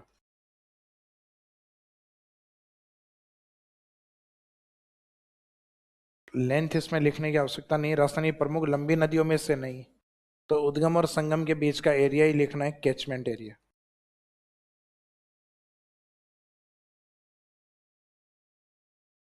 लेंथ के लिए जो फेमस रिवर है वो लास्ट में अपन लिखेंगे, लेंथ इसमें मेंशन नहीं कर रही।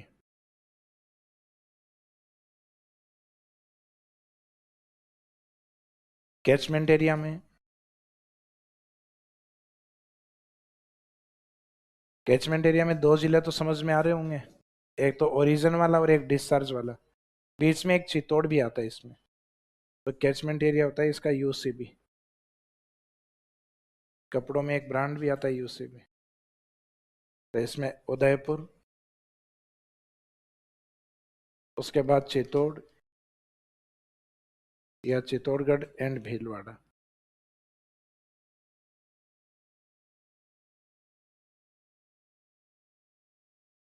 तो कैचमेंट एरिया में यूसीबी एरिया, उदयपुर, बीच में चित्तौड़ और फाइनली भीलवाड़ा, यूसीबी। तो इसमें ये ऑलरेडी कवर है, ये ऑलरेडी कवर हो चुका है बनास में। अपवा क्षेत्र में एक जिला बीच में याद रखना है, चित्तौड़। और वो याद हो जाएगा क्योंकि चित्तौड़ का जो किला है वो बेडच के किनारे पे, और बेडच के किनारे तब होगा जब बेडच चित्तौड़ जाएगी। तो इसका मीनिंग उदयपुर, चित्तौड़ और फाइनली भीलवाड़ा। अब इन जिलों में इसमें मिलने वाली जो प्रमुख नदी है, वो चित्तौड़ के फोर्ट के पास में एक नदी मिलती है, गंभीरी नदी। गंभीरी इसकी एक प्रमुख सहायक नदी।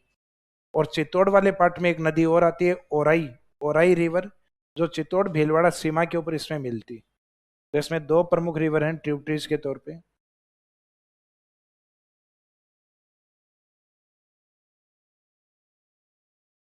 सहायक नदियां, तो इसमें भी कोई ट्रिक्स नहीं, ज्यादा नदियां नहीं है। एक तो ये वाली गंभीर से मिलता जुलता नाम है, गंभीरी। और एक नदी आएगी इसमें, ओराई रिवर। कौन सी राई? ओराई।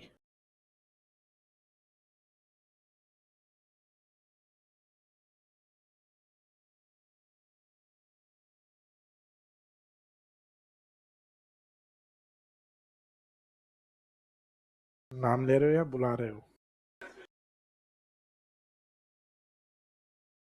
गंभीरी और ओराई रिवर, ये इरिगेशन में प्रोजेक्ट रिपीट हो गए ओराई।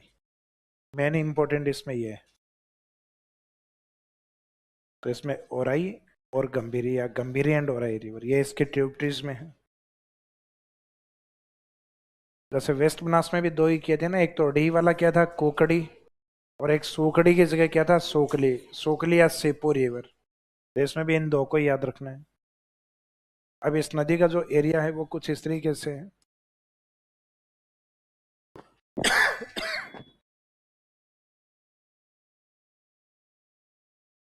ये तो मुख्य नदी है बनास।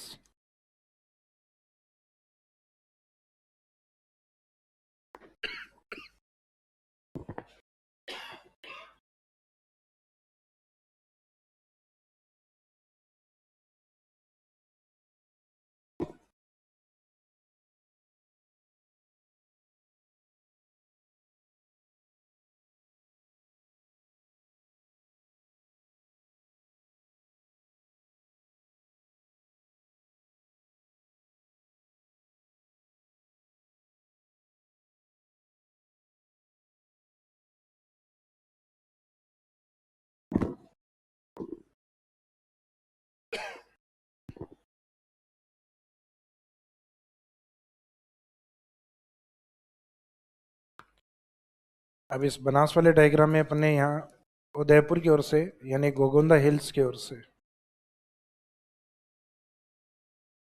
यहाँ से एक फ्लो दिखाया था, ये था आयड।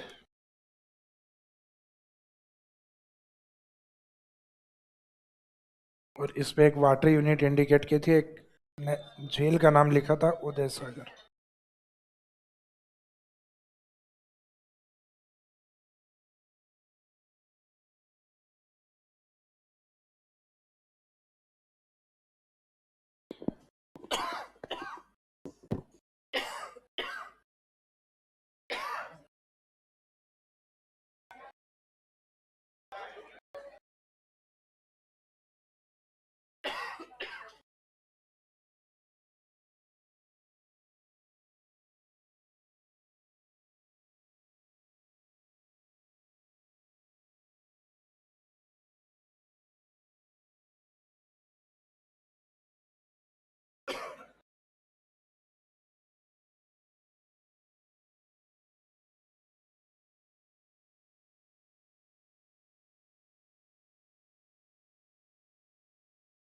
मेरे को लग रहा है वो नरेंद्र सर कहते हैं ना, पाप लगेगा पाप।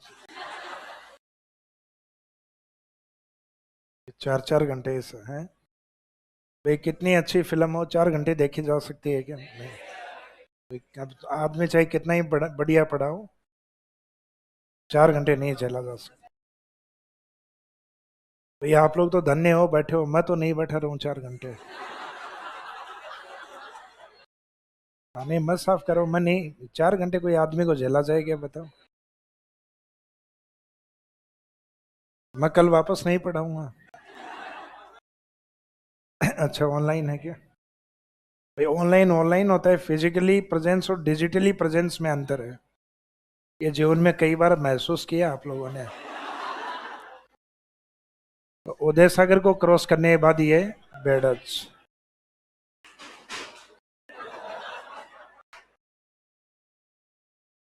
भूगोल भले समझ में आए नहीं आए, ये तुरंत आता है।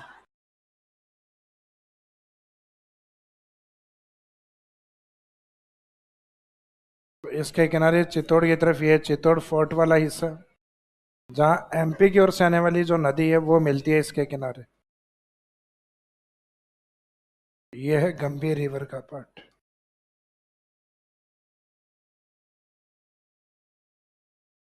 एक जो करौली से निकल के और यमुना में जाएगी वो आएगी गंभीर रिवर।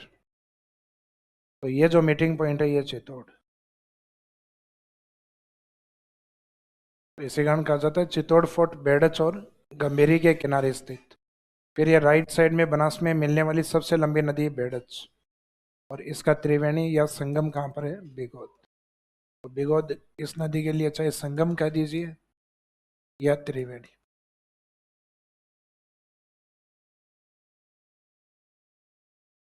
मीनिंग इसका कॉन्फ्लुएंस और त्रिवेणी संगम।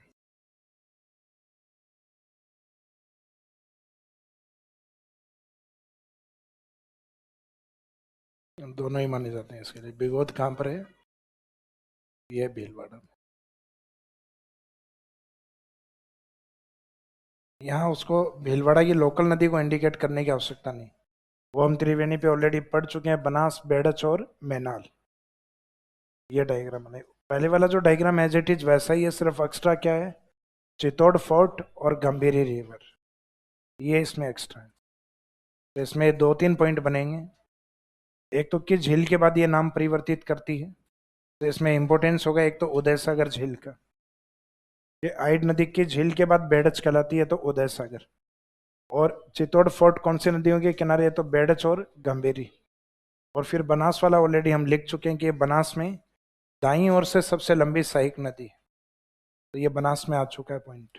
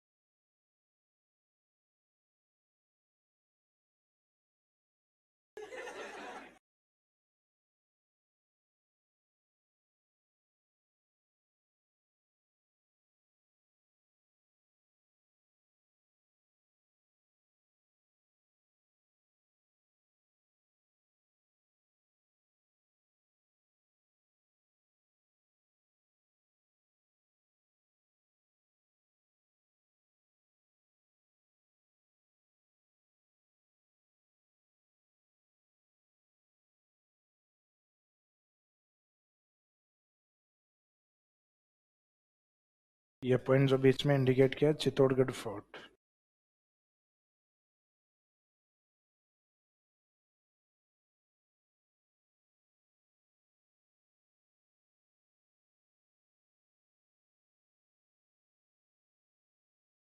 चित्तौड़गढ़ दुर्ग जो चित्तौड़ में आगे क्रॉस करके भीलवाड़ा में, तो उदयपुर, देन चित्तौड़ और फाइनली ये भीलवाड़ा। और कैचमेंट एरिया जो हमने लिखा था यू सी और B, UCB area. Udaipur, Chittor and Bhilwara.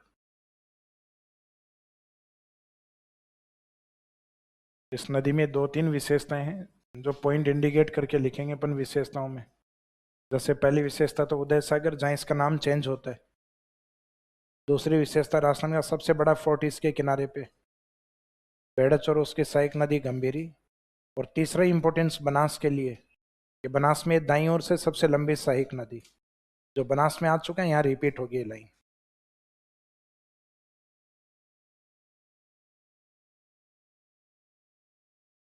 ये वाला पॉइंट गो, गोगोंदा हिल्स, ये इसका उद्गम या ओरिजिन।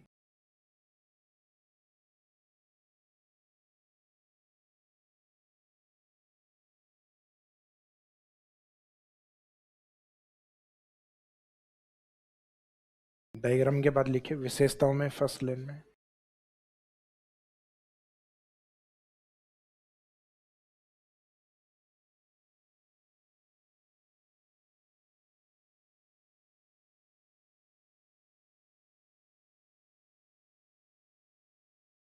विशेषता में पॉइंट फर्स्ट, उदय सागर। उदय सागर लेक, उदय सागर झील, ब्रैकेट में आगे लिख देना उसके उदयपुर। उदय सागर कहाँ स्थित है? उदयपुर में। उदय सागर लेक ब्रैकेट में उदयपुर। उदय सागर झील ब्रैकेट में उदयपुर, इसमें लिखे। आयड नदी इस झील में गिरने के बाद बेड़च कहलाती है। Ayad river is known as Bedach after fallen into Uday Sagar Lake. After fallen into this lake. Ayad नदी इस झील में गिरने के बाद, इस झील का मीनिंग क्या है? उदय सागर। आयड नदी इस झील में गिरने के बाद बेड़च कहलाती है। तो एग्जाम में ये क्वेश्चन ही पूछा जाएगा कि आयड नदी किस झील के बाद बेड़च कहलाती है, तो उदय सागर, जो अपनी हेडिंग है वो आंसर। तो Ayad river is known as Berach after fallen into Udai Sagar lake. फिर नेक्स्ट पॉइंट लिखो, चित्तौड़गढ़ फोर्ट, दूसरा पॉइंट है। इसी में दूसरी विशेषता, चित्तौड़गढ़ फोर्ट अंडरलाइन करके इसके आगे, यह बेड़च एवं गंभीरी के किनारे स्थित। Chittorgarh fort is situated along Berach and Gambhiri river. Chittorgarh fort is situated along Berach and Gambhiri river.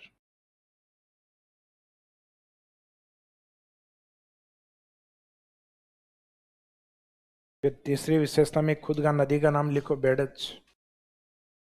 Berach Banas में दाईं ओर से सबसे लंबी सहायक नदी, जो बनास में भी लिखा हुआ है point. Berach is the longest tributary of Banas from right side. Berach Banas में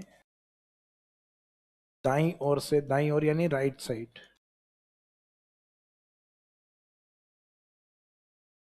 दाएं बाएं में गड़बड़ी हो तो ब्रैकेट में राइट साइड लिख देना।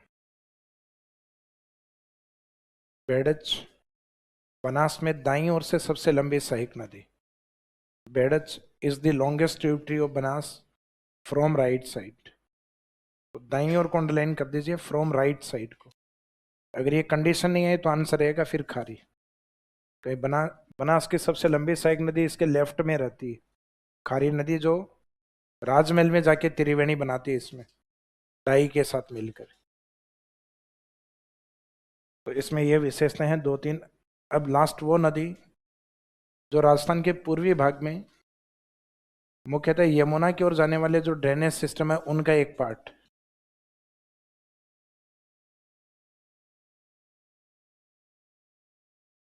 तो राजस्थान के इस साइड में जानापा हिल्स यानी एमपी की ओर से आने वाली मुख्य नदी, जो ऑन बॉर्डर चलते हुए और एक बार एमपी और उसके बाद यूपी जाती है। तो ये भी इस साइड में उत्तराखंड से आने वाली उस नदी में मिलती है, किसमें? यमुना में। फिर इस साइड में करौली वाला जो पार्ट, उस करौली वाले पार्ट से उद्गमित होकर जिसपे करौली में बना हुआ है पांचना बांध।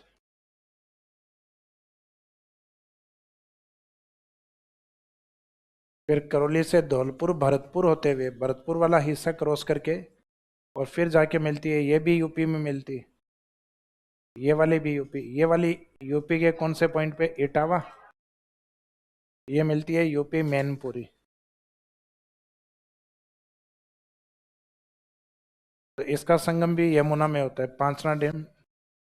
फिर इस साइड में जो जयपुर, जयपुर का भाग जो अलग हो गया है कोटपुतली बहर रोड, जिसमें आती है कौन सी पहाड़ी, बैराट। तो बैराट से निकलने वाली जो बाणगंगा नदी, उस बाणगंगा नदी पे यहाँ डैम बनता है,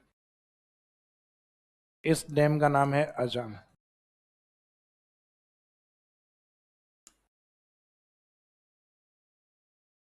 ये अपने बाणगंगा में जो डायग्राम बनाया था, जिसमें अजान डैम और इस अजान डैम को कनेक्ट किससे किया गया है, पांचना बांध। यानी पांचना का जो पानी आगे गंभीर के थ्रू आगे जाता है और फिर सप्लाई इसमें होता है, अजान डैम इससे कनेक्ट। और वर्तमान में आपको बताया था कि वर्तमान में एक लिंक इसका इधर से भी है, यमुना लिंक नहर के नाम से। यमुना से लिंक किया हुआ है, तो एक कैनाल इस साइड से आती है, यमुना लिंक नहर।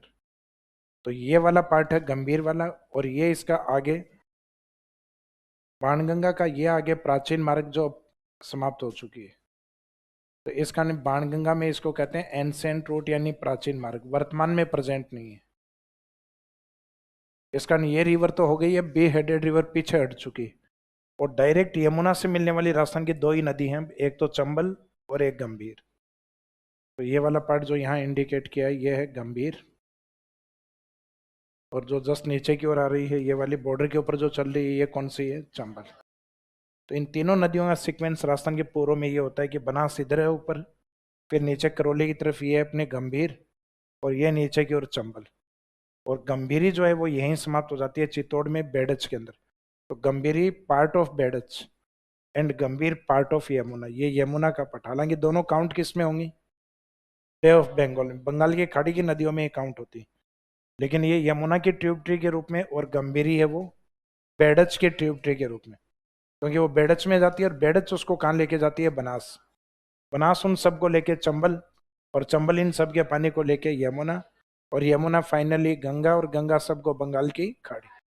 इस कारण अपन बे ऑफ बंगाल रिवर्स को कहते हैं यमुना ड्रेनेज सिस्टम या गंगेटिक ड्रेनेज सिस्टम, क्योंकि हम डायरेक्ट बंगाल की खाड़ी तक नहीं है, या तो हम यमुना के थ्रू, या यमुना इन सबको गंगा के थ्रू बे ऑफ बंगाल तक पहुंचाएगी। तो इसमें ये डायग्राम बनेगा, पहले रिवर का हेडिंग डाल के।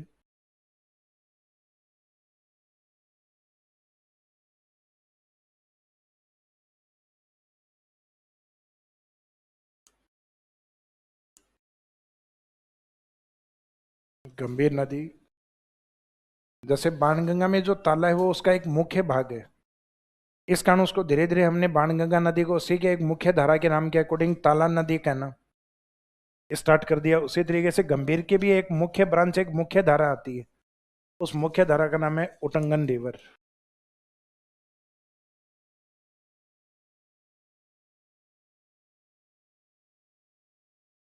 उटंगन रिवर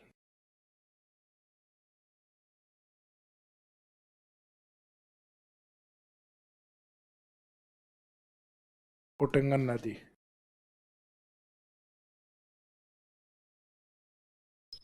इसे गंभीर का एक दूसरा नाम है अपने, लेकिन ये इसके एक मेन सहायक नदी होती है, लेकिन अब ये ट्रेंड में आ गया है। तो ये पूछते हैं राजस्थान की किस नदी को उटंगन रिवर कहा जाता है, तो उटंगन रिवर का दर्जा गंभीर को है। जैसे ताला नदी बाणगंगा की एक मुख्य सहायक नदी है, लेकिन धीरे धीरे लिखने लग गए कि बाणगंगा की धारा है, तो ताला नदी किस नदी को कहा जाने लगा, बाणगंगा। तो सेम उसी तरीके से अब इसका जो ओरिजिन पॉइंट है वो करौली डिस्ट्रिक्ट में एक तहसील आती है, सपोट्रा तहसील।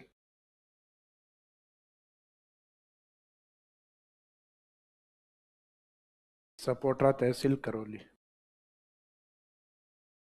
हालांकि सपोट्रा तहसील है उस प्रॉपर तहसील से नहीं, उसके स्थानीय गांवों से निकलती है, लेकिन फेमस सपोट्रा होने के कारण लिखा सपोट्रा ही जाता है इसमें।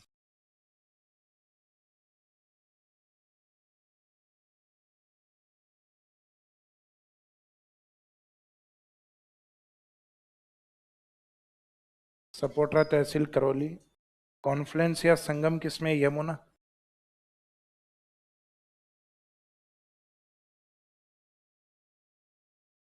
लोकेशन आगे ब्रैकेट में लिख दीजिए, मैनपुरी यूपी।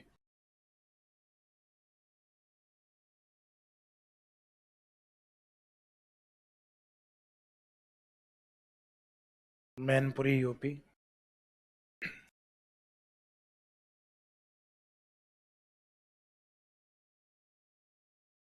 उद्गम और संगम के बीच की दूरी इसमें याद रखना इसलिए जरूरी है, लेंथ हालांकि वैसे इंपॉर्टेंट नहीं है, लेकिन राजस्थान में यमुना में जाने वाली दो ही नदियां हैं, इसका इंपॉर्टेंस है इसका।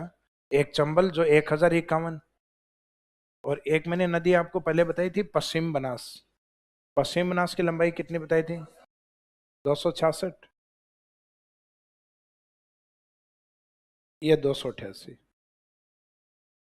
तो उद्गम संगम के बीच की दूरी, इसकी लंबाई,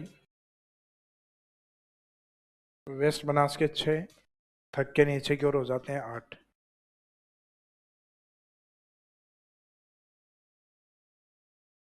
288 किलोमीटर टोटल लेंथ ही लिखनी है इसमें, कुल लंबाई। लंबाई के बाद में नेक्स्ट लिखिए कैचमेंट एरिया, अपवाह क्षेत्र। अपवाह क्षेत्र में इसमें एकीकरण का अपना जो पहला चरण है उसमें ए को हटा दो, बाकी कंटिन्यूस वो अलवर जो बोलते हो, उसके बाद में भरतपुर, करौली, धौलपुर, तो इसका कैचमेंट एरिया BCD। ए को हटा के जो ABCD बोलते हैं उसमें अलवर, भरतपुर, करौली, धौलपुर में अलवर को हटा के फिर लिखना है BCD। तो एक भरतपुर, करौली और धौलपुर, करौली से तो निकलती है तो कैचमेंट एरिया, उस धौलपुर फिर भरतपुर को क्रॉस करके यूपी में जाती है, तो भरतपुर, करौली, धौलपुर, ये कैचमेंट एरिया है इसका। कैचमेंट एरिया के बाद में इसमें सहायक नदियां,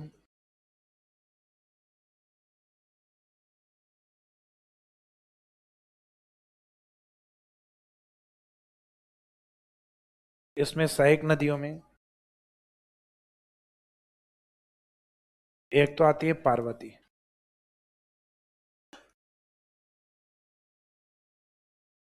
थैंक यू। पार्वती को देखते ही यही कहोगे सर पहले आ चुकी है, चंबल में आ चुकी, तो इसको या तो पार्वती सेकंड लिखा जाता है, या तो इसमें ये रहता है, या इसको पार्वती नहीं लिख के पार्वती लिखा जाता है, वास्तव में ये पार्वती रिवर है ये। पार्वती सेकंड से इंडिकेट करो या पार्वती से।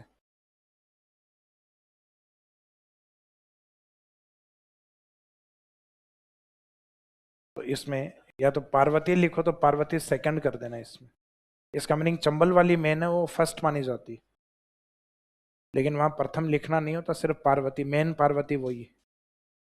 तो इसको या तो पार्वती सेकंड सेम नाम लिखो तो, या वह को बह बना देना पार्वती। और इस नदी के अलावा कुछ नदियां इसमें और भी हैं, जो 5 नदियां हैं वो मिलके 5 डैम बनाती।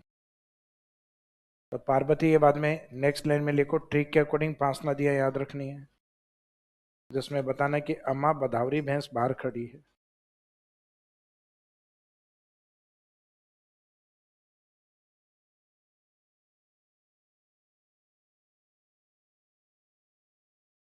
तो अम्मा में ऐसे रहेगा अट्टा, माँ से माची सटकली, अत्ता माची सटकली, तो इसमें अत्ता नहीं अट्टा, माची, बदावरी से भद्रावती। भद्रावती एक कर्नाटक में भी आती है नदी, भद्रावती। भैंस से भैंसावट, और बाहर खड़ी से याद रखना बरखेड़ा।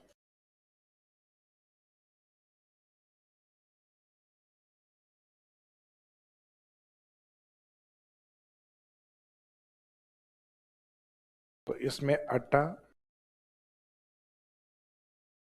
माची,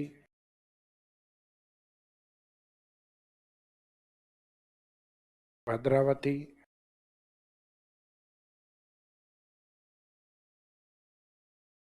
भैंसावट और बरखेड़ा।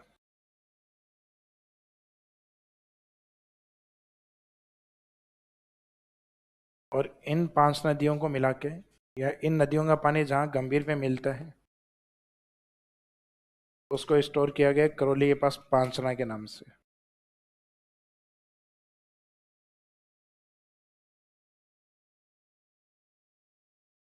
पांचना डैम।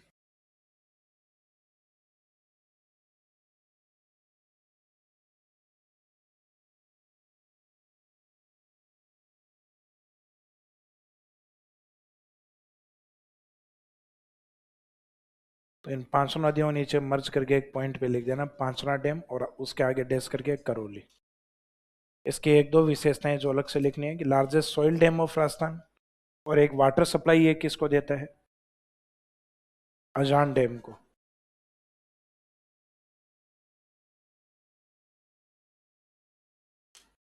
हाँ। अट्टा, माँ से माची, भदावरी से भद्रावती, भैंस से भैंसावट, और बाहर खड़ी से बरखेड़। हालांकि कभी 500 नदियों के नाम पूछे नहीं गए आज तक कि पांचना डैम में कौन सी 5 नदियां हैं, लेकिन फिर भी गंभीर की सहायक नदियों के नाम पूछ लें एग्जाम में, मेंस में 4 नदियों के नाम बताओ, तब समस्या होगी। इस कारण इन नदियों के नाम इजीली याद हो जाएंगे। अम्मा भदावरी भैंस बाहर खड़ी तो ऐसे अट्टा, अम्मा में माँ से माची, भदावरी से भद्रावती, भैंस से भैंसावट, और बाहर खड़ी से बरखेड़ा, बरखेड़ा रिवर। और इनको 500 को आपस में मर्ज करके और नीचे लिख देना पांचना डैम, पांचना डैम करौली। अब इस डैम के नीचे एक दो पॉइंट जो इससे रिलेवेंट यानी इसकी विशेषताएं हैं, इसमें लिखेगा पांचना बांध राजस्थान का सबसे बड़ा मिट्टी का बांध। Panchna dam is the largest soil dam of Rajasthan. Panchna बांध राजस्थान का सबसे बड़ा मिट्टी का बांध।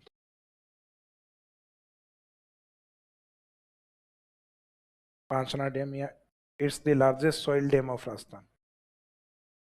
पांचना बांध राजस्थान का सबसे बड़ा मिट्टी का बांध। फिर नेक्स्ट लाइन में लिखेगा जब अजान बांध में पानी की कमी होती है तो जल आपूर्ति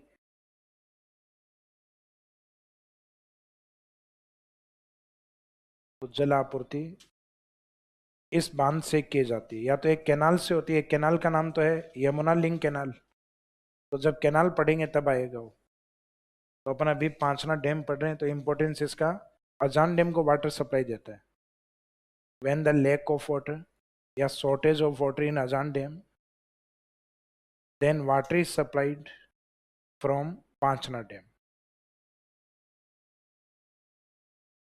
When the shortage of water या lack of water in Ajan Dam, then water is supplied from Panchna dam. जब अजान बांध में पानी की कमी होती है तो जल आपूर्ति इस बांध से या पांचना बांध से की जाती है। तो वाटर सप्लाई इसकी किसको दी जाती है, अजान डैम को।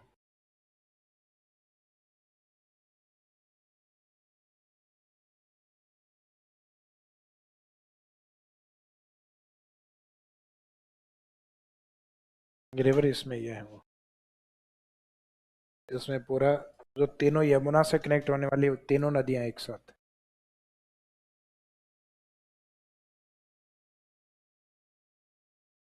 जिसमें ये एमपी वाला पार्ट है, ये चंबल। करौली से निकलने वाला जो व्हाइट में ये वाला है गंभीर रिवर, जिसपे पांचना डैम। इसमें पांचना के आगे ब्रैकेट में लिख दीजिए करौली। तो नदी यही करौली से ओरिजिनेट है, और एक करौली में ही बांध बना हुआ है। ये बैराट वाला पार्ट, ये बाणगंगा।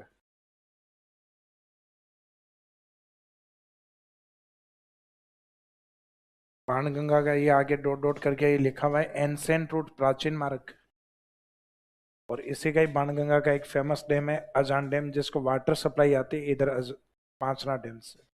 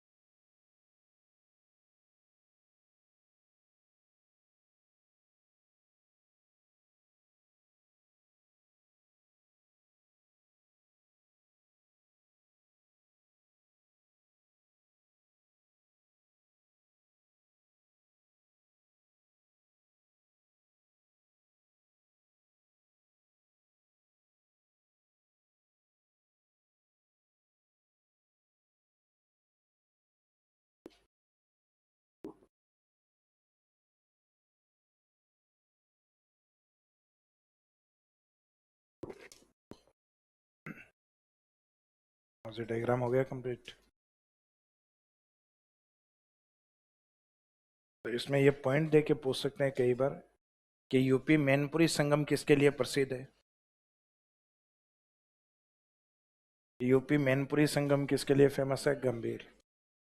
और यूपी इटावा और वो नदी जो यमुना में पहले संगम किया करती थी वर्तमान में अंतः प्रवाही। इसका मीनिंग वो बाणगंगा यानी रुंडित नदी है, वो भी हेडेड रिवर। वो सहायक नदियां जो मुख्य नदी में मिलने से पहले समाप्त होते हैं उनको रुंडित कहा जाता है। और कब से अंतः प्रवाही नदियों में शामिल है? 2012 से।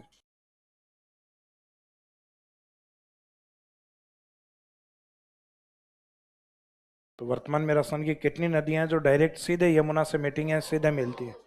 तो दो ही नदियां, एक तो चंबल पड़ चुकी है अपने इटावा, और एक गंभीर मैनपुरी यूपी के अंदर। तो संगम में सिर्फ लोकेशन अलग है, बाकी दोनों में सेम है। दोनों यूपी में मिलती हैं, दोनों यमुना में मिलती हैं। एक इटावा में मिलेगी और एक मैनपुरी में। यह डिफरेंस रहेगा इसमें। तो ड्रेनेज सिस्टम तीनों कंप्लीट हो गए। अब अपने ड्रेनेज सिस्टम से रिलेवेंट कुछ विशेषताएं बची हैं, वो हेडिंग में लिखिएगा। अपवाह तंत्र, अपवाह तंत्र संबंधित विशेषताएं या other important facts. Drainage system related other important facts. अपवाह तंत्र संबंधित अन्य महत्वपूर्ण बिंदु।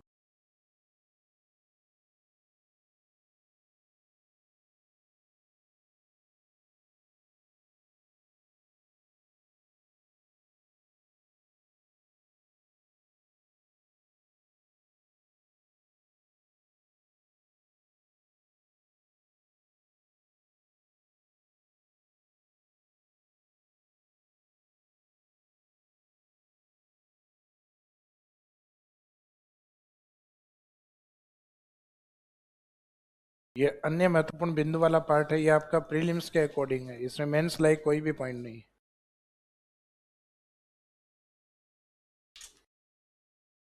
तो इस पॉइंट को सिर्फ ओनली आर एस प्रीलिम्स में पढ़ के जाए, मेंस में नहीं पढ़ना है इसको। तो drainage system related other important facts, जिसमें पॉइंट फर्स्ट,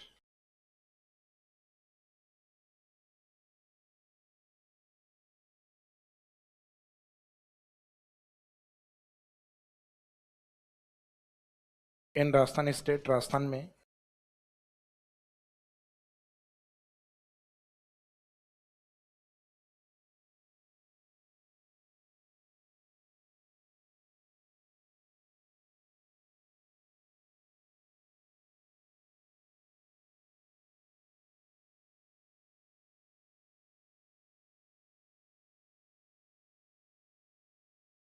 इन राजस्थान स्टेट, अब इसको दो पार्ट्स में डिवाइड कर दीजिए, मैक्सिमम रिवर्स और मिनिमम रिवर्स। राजस्थान में सर्वाधिक नदियां और एक तरफ न्यूनतम नदियां। तो in Rajasthan state maximum river दो बेस पे पूछे जा सकते हैं, एज ए डिस्ट्रिक्ट और एज ए डिवीजन। तो राजस्थान में जो मैक्सिमम रिवर्स हैं या प्रेजेंस ऑफ रिवर्स है वो सबसे ज्यादा है डिस्ट्रिक्ट वाइज चित्तौड़गढ़ के अंदर। यानी सर्वाधिक नदियां किस जिले में हैं? तो जिले में आंसर क्या रहेगा आपका? चित्तौड़। और एज ए डिवीजन के तौर पे पूछे जाए कि किस संभाग में अधिक है, तो आंसर रहता है हाड़ौती संभाग या कोटा संभाग।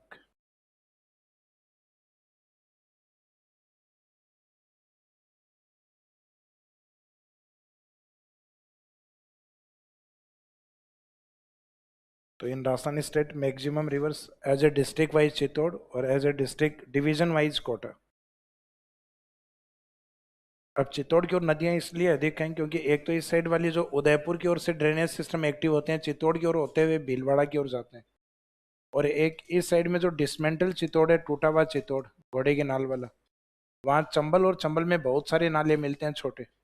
इस कारण दोनों चित्तौड़ के अंदर जो टोटल काउंटिंग है रिवर की वो ज़्यादा होती है। जबकि नदियों का ओरिजिन पॉइंट सबसे ज़्यादा उदयपुर में है, क्योंकि अरावली सबसे ज़्यादा किस जिले में फैली हुई है? उदयपुर। तो जहाँ अरावली होगी वहाँ ओरिजिन पॉइंट अधिक होने की पॉसिबिलिटी है। लेकिन ओरिजिन पॉइंट होना अलग बात है, रिवर की प्रेजेंस होना अलग बात है। हो सकता है कि यहाँ जो नदियाँ ओरिजिनेट हैं वो लगभग इस साइड में चित्तौड़ तो जाती हैं, लेकिन चित्तौड़ में और जगह से भी नदियां आती हैं, तो प्रेजेंस ऑफ रिवर चित्तौड़ में ज्यादा है, जबकि ओरिजिन पॉइंट सबसे ज्यादा जहाँ अरावली होगी वहां पे अधिक होंगे। तो ओरिजिन सबसे ज्यादा किस जिले से होता है? उदयपुर। लेकिन हमने लिखा है कि राजस्थान में सर्वाधिक नदियां कहाँ प्रेजेंट है? डिस्ट्रिक्ट वाइज चित्तौड़, और डिवीजन के अकॉर्डिंग, और मिनिमम की अगर बात करें तो आंसर रहेगा बीकानेर और चोरू, जहाँ कोई नदी नहीं है। तो न्यूनतम नदियों में डिस्ट्रिक्ट में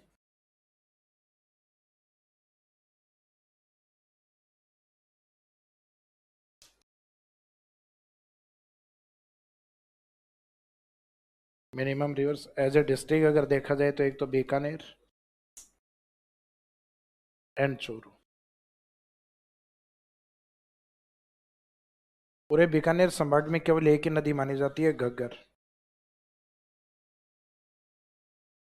और इन दोनों में भी अगर ये माना जाए कि किस जिले में नदी के प्रमाण नहीं मिले, बीकानेर। कहीं चूरू में कांतली के अवशेष मिले बताएं। रिसर्च में प्रेजेंट में कांतली चूरू में नहीं है, तो चूरू वर्तमान में बिना नदी वाला जिला है, लेकिन प्राचीन मार्ग यहाँ से कांतली का माना जाता है, लेकिन प्रेजेंट में यहाँ पे भी नदी नहीं है। तो न्यूनतम नदी वाले जिलों में तो दोनों ही काउंट होंगे, लेकिन वो जिला जहाँ से किसी नदी के प्रमाण नहीं है, यानी इन दोनों में से भी एक को मानना हो तो आंसर क्या रहेगा? बीकानेर। तो इसमें बीकानेर को राइट टिक कर देना। एज ए डिवीजन या संभाग के तौर पे मानना हो तो इन्हीं में से ही आएगा संभागीय बीकानेर, संभाग बीकानेर है इसमें। तो गलती से पश्चिमी राजस्थान का जोधपुर संभाग नहीं करना है इसमें, क्योंकि जोधपुर की ओर लूनी ड्रेनेज सिस्टम आता है, और लूनी के अंदर सहायक और उप सहायक नदियों की संख्या लगभग 90 और 100 के आसपास है। लूनी में मिलने वाली मुख्य नदियां और उप सहायक नदियां, यानी जो मेन ट्यूबट्रीज और सब ट्यूबट्रीज, सहायक नदियां और उनके जो नाले हैं वो लगभग 100 के आसपास है। तो पश्चिमी राजस्थान में नदियों की कमी नहीं है जोधपुर के आसपास, लूनी ड्रेनेज सिस्टम माना जाता है।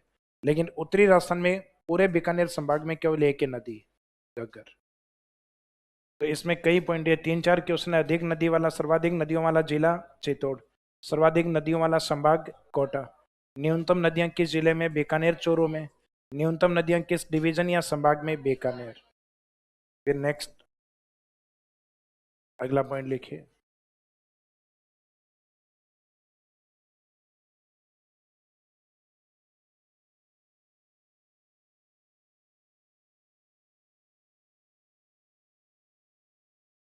नेक्स्ट पॉइंट है longest reverse of Rajasthan, Rajasthan की लंबी नदियां। तो इसमें अलग अलग स्टेटमेंट होंगे, उसके अकॉर्डिंग आंसर देने हैं। सिंपल स्टेटमेंट आ जाए, राजस्थान की लंबी नदी बताओ, चंबल है। और राजस्थान में सबसे लंबी नदी कौन है? बनास है। लेकिन राजस्थान की लंबी नदियां, इसका meaning longest reverse in of Rajasthan state.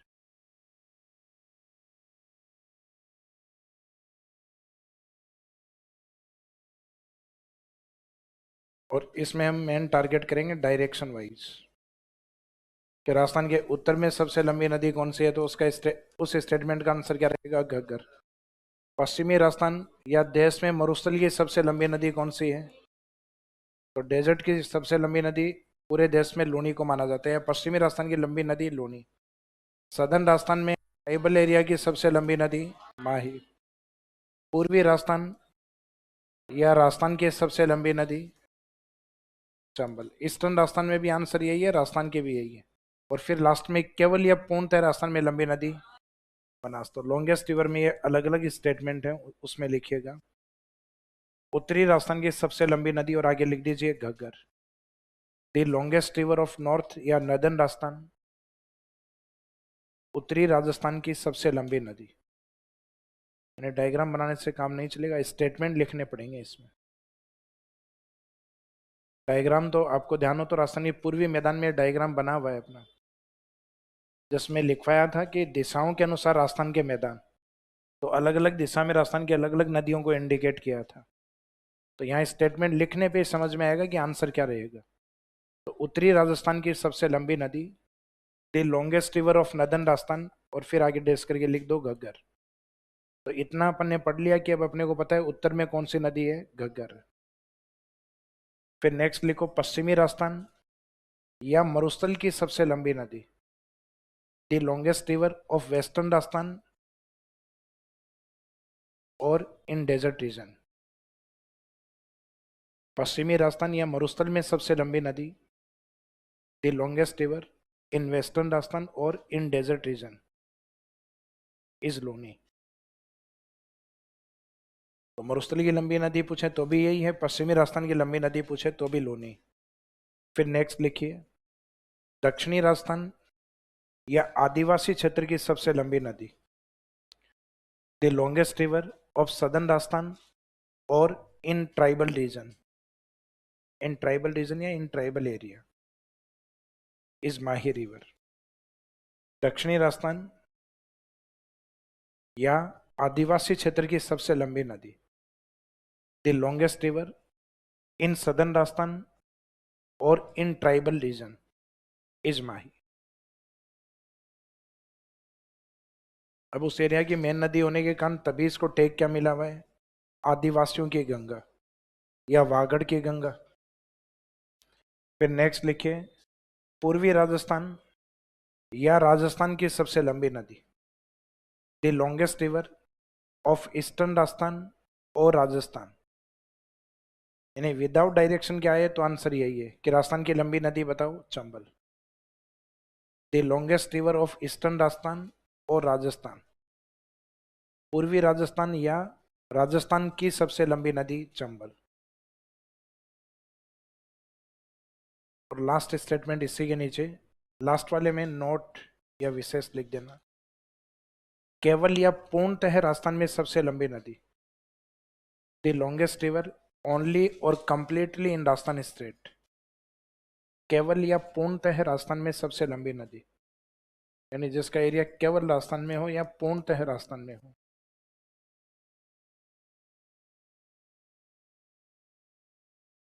केवल या पूर्णतः राजस्थान में सबसे लंबी नदी,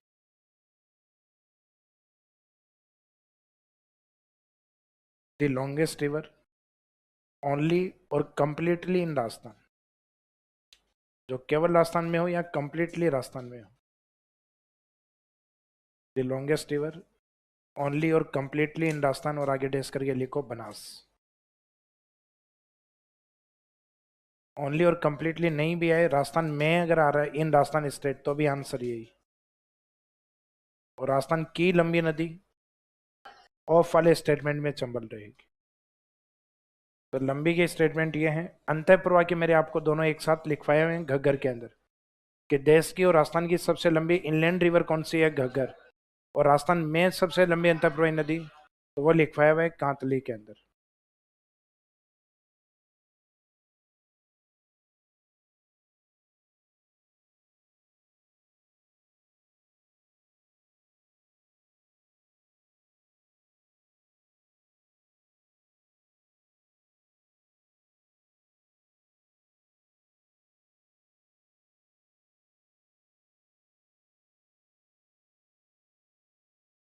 लंबाई के अनुसार राजस्थान की नदियों का क्रम। अब नदियों का क्रम या सीक्वेंस जनरली हम जो पढ़ते हैं वो पढ़ते हैं डिसेंडिंग ऑर्डर, अवरोही क्रम। अब राजस्थान की लंबी नदी पूछा गया है, तो राजस्थान की लंबी नदी कौन सी है, तो राजस्थान की लंबी नदी है सबसे, इसमें जो ट्रिक अपन यूज करेंगे वो सबसे लंबी नदी का नाम ही यूज करेंगे, चंबल। तो जिसमें स्टार्टिंग शब्द का मीनिंग तो यही निकलेगा, चंबल। फिर मैं का मीनिंग क्या निकलेगा, माही। फिर बै का मीनिंग क्या निकलेगा, बनास। फिर लय का मीनिंग क्या निकलेगा, लोनी। और लेंथ आपको इन सब की पता है, चंबल 1000 प्लस है। नेक्स्ट वाली दोनों इसके आधी आधी हैं, 500 500। माई 5, आगे 6 और बीच में 7, 576 किलोमीटर। यूनिट सबकी किलोमीटर। बनास 500 पे प्लस कितनी है, 12। लोनी 500 में से 5 कम, 495। तो ये इनका एक डिसेंडिंग ऑर्डर होता है। नदियों में उन्हीं का ही असेंडिंग ऑर्डर पूछा जाता है कि राजस्थान की नदियों का बढ़ता हुआ क्रम बताइए, तो बढ़ता हुआ भी इन्हीं का ही पूछा जाता है। तो एग्जाम में आपको ध्यान इस चीज का देना है, डिसेंडिंग ऑर्डर का। तो लंबाई के अनुसार राजस्थान की नदियों का क्रम according to length wise sequence of rivers of Rajasthan state. Of Rajasthan state वाले में लिखना है, इसमें इन राजस्थान स्टेट नहीं लिखना, कि राजस्थान की लंबी नदियों का सही क्रम क्रम किस में रहेगा? Descending order. लंबाई के अनुसार राजस्थान की नदियों का क्रम according to length wise sequence of rivers of Rajasthan state, bracket में लिख देना डिसेंडिंग ऑर्डर। तो क्वेश्चन की थीम क्या है? थीम है लेंथ, लंबाई। नेक्स्ट थीम लेंगे अपन कैचमेंट एरिया। ये अपने आप में क्वेश्चंस हैं जो या तो इस फॉर्मेट में होंगे डिसेंडिंग, या ये इसी सीक्वेंस में पूछेंगे असेंडिंग। तो एग्जाम में ध्यान इस चीज का देना है कि नदियों को किस सीक्वेंस में पूछा गया है। घटते हुए क्रम में पूछा तब तो ये, बढ़ते हुए में पूछेंगे तो मेन रिवर का ही क्रम पूछेंगे, क्योंकि जैसा कि आपको बताया नदियों में कभी छोटी डिसाइड नहीं होती। गलती से एक दो जगह वो कांकनी या काकनी को लिखा हुआ है। फिर नेक्स्ट में इसकी जगह, लंबाई की जगह शब्द यूज करना है अपवाह क्षेत्र। अगला पॉइंट है अपवाह क्षेत्र के अनुसार राजस्थान की नदियों का क्रम according to catchment area sequence of rivers of Rajasthan state, sorry in Rajasthan state लिखना है इसमें। नेक्स्ट प्रॉब्लम, अपवाह क्षेत्र के अनुसार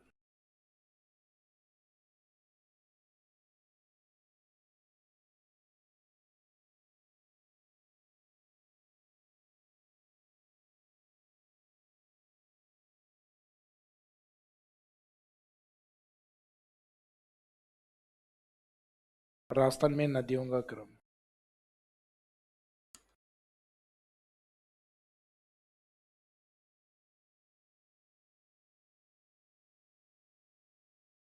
तो according to catchment area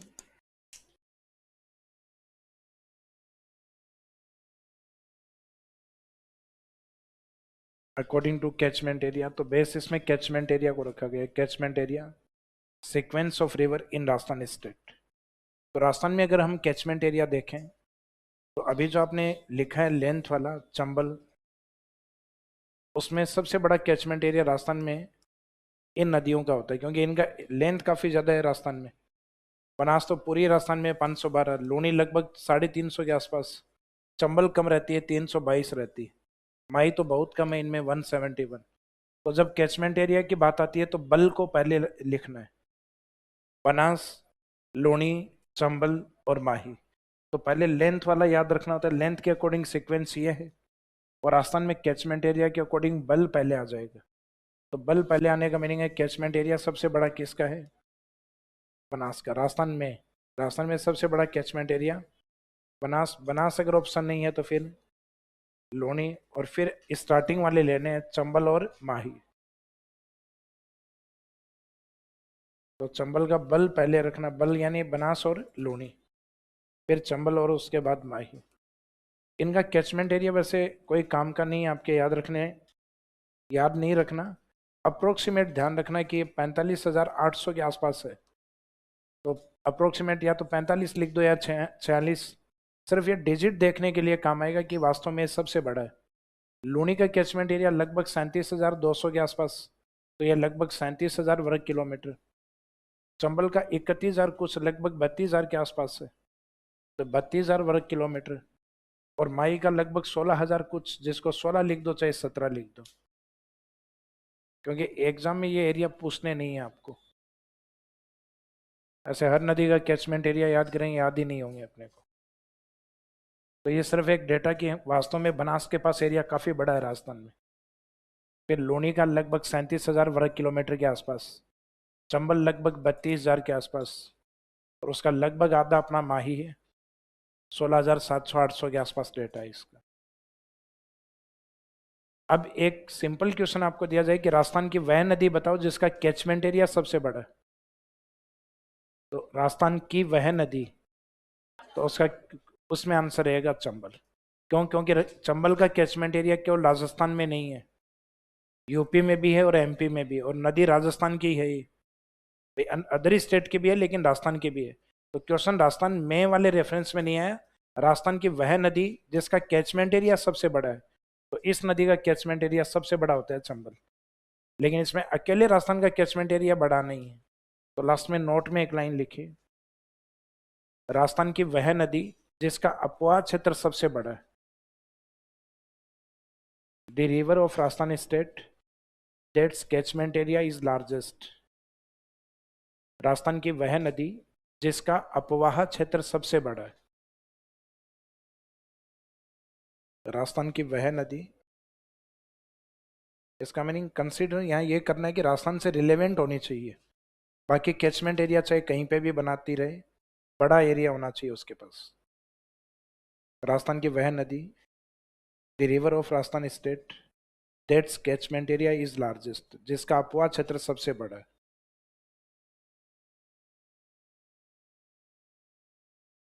that's catchment area is largest. तो राजस्थान की ऐसी कौन सी नदी है जिसके पास कैचमेंट एरिया सबसे बड़ा है? चंबल। और राजस्थान में सबसे बड़ा कैचमेंट एरिया, तो राजस्थान में सबसे बड़ा कैचमेंट एरिया बनास का। ये अपने आरपीएससी ने ये question second grade teacher exam में खूब पूछे हैं, लेकिन गलतियां उनसे ये मैं की जगह की हुआ है कई बार, तो ये क्वेश्चन ज्यादातर इनका डिलीट ही होता है। तो ये मैं वाले सेंस में है तो चंबल वाला अपना जो बल है वो पहले लिख देना, बनास और लूनी, और फिर बोलना है अपने को चंबल और माही। तो यहाँ पर ने रेफरेंस किसको लिया? अपवाह क्षेत्र। अब एक नेक्स्ट लिखिए, लास्ट है क्वेश्चन फॉर्मेट में। टॉपिक में बचा हुआ है लेकिन ये 3 क्वेश्चन फॉर्मेट है। तो अपवाह क्षेत्र के बाद में नेक्स्ट है अपना उप बेसिन के अनुसार।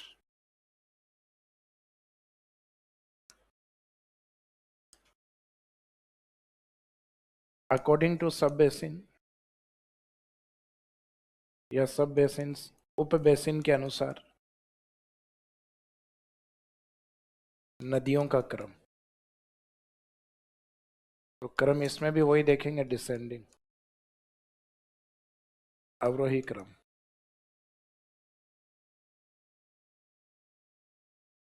अकॉर्डिंग टू सब बेसिन सीक्वेंस ऑफ रिवर। इसका मीनिंग है कि वो नदी जिसके पास सब बेसिन का मीनिंग होता है जो मेन ट्यूबट्रीज है।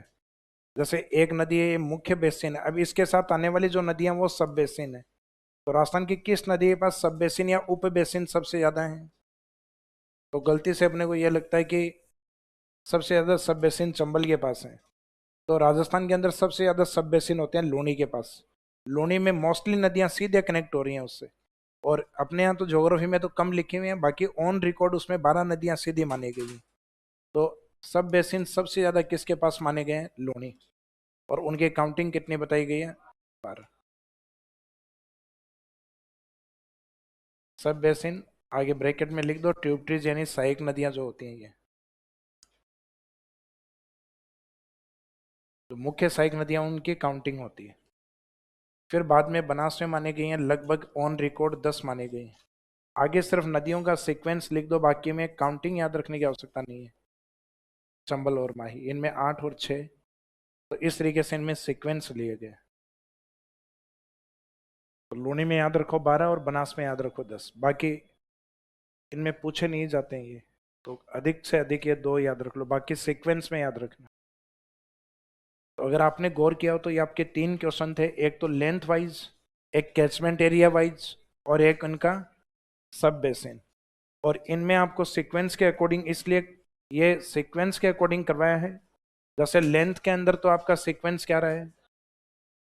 चंबल, ये लंबाई के अकॉर्डिंग। फिर कैचमेंट एरिया में हमने बल को ऊपर लिख लिया, बनास लूनी, और उसके बाद में चंबल और माही। फिर कैचमेंट एरिया में हमने जो ऊपर लिखा था उसको हमने चेंज कर लिया, इसको उल्टा कर दिया।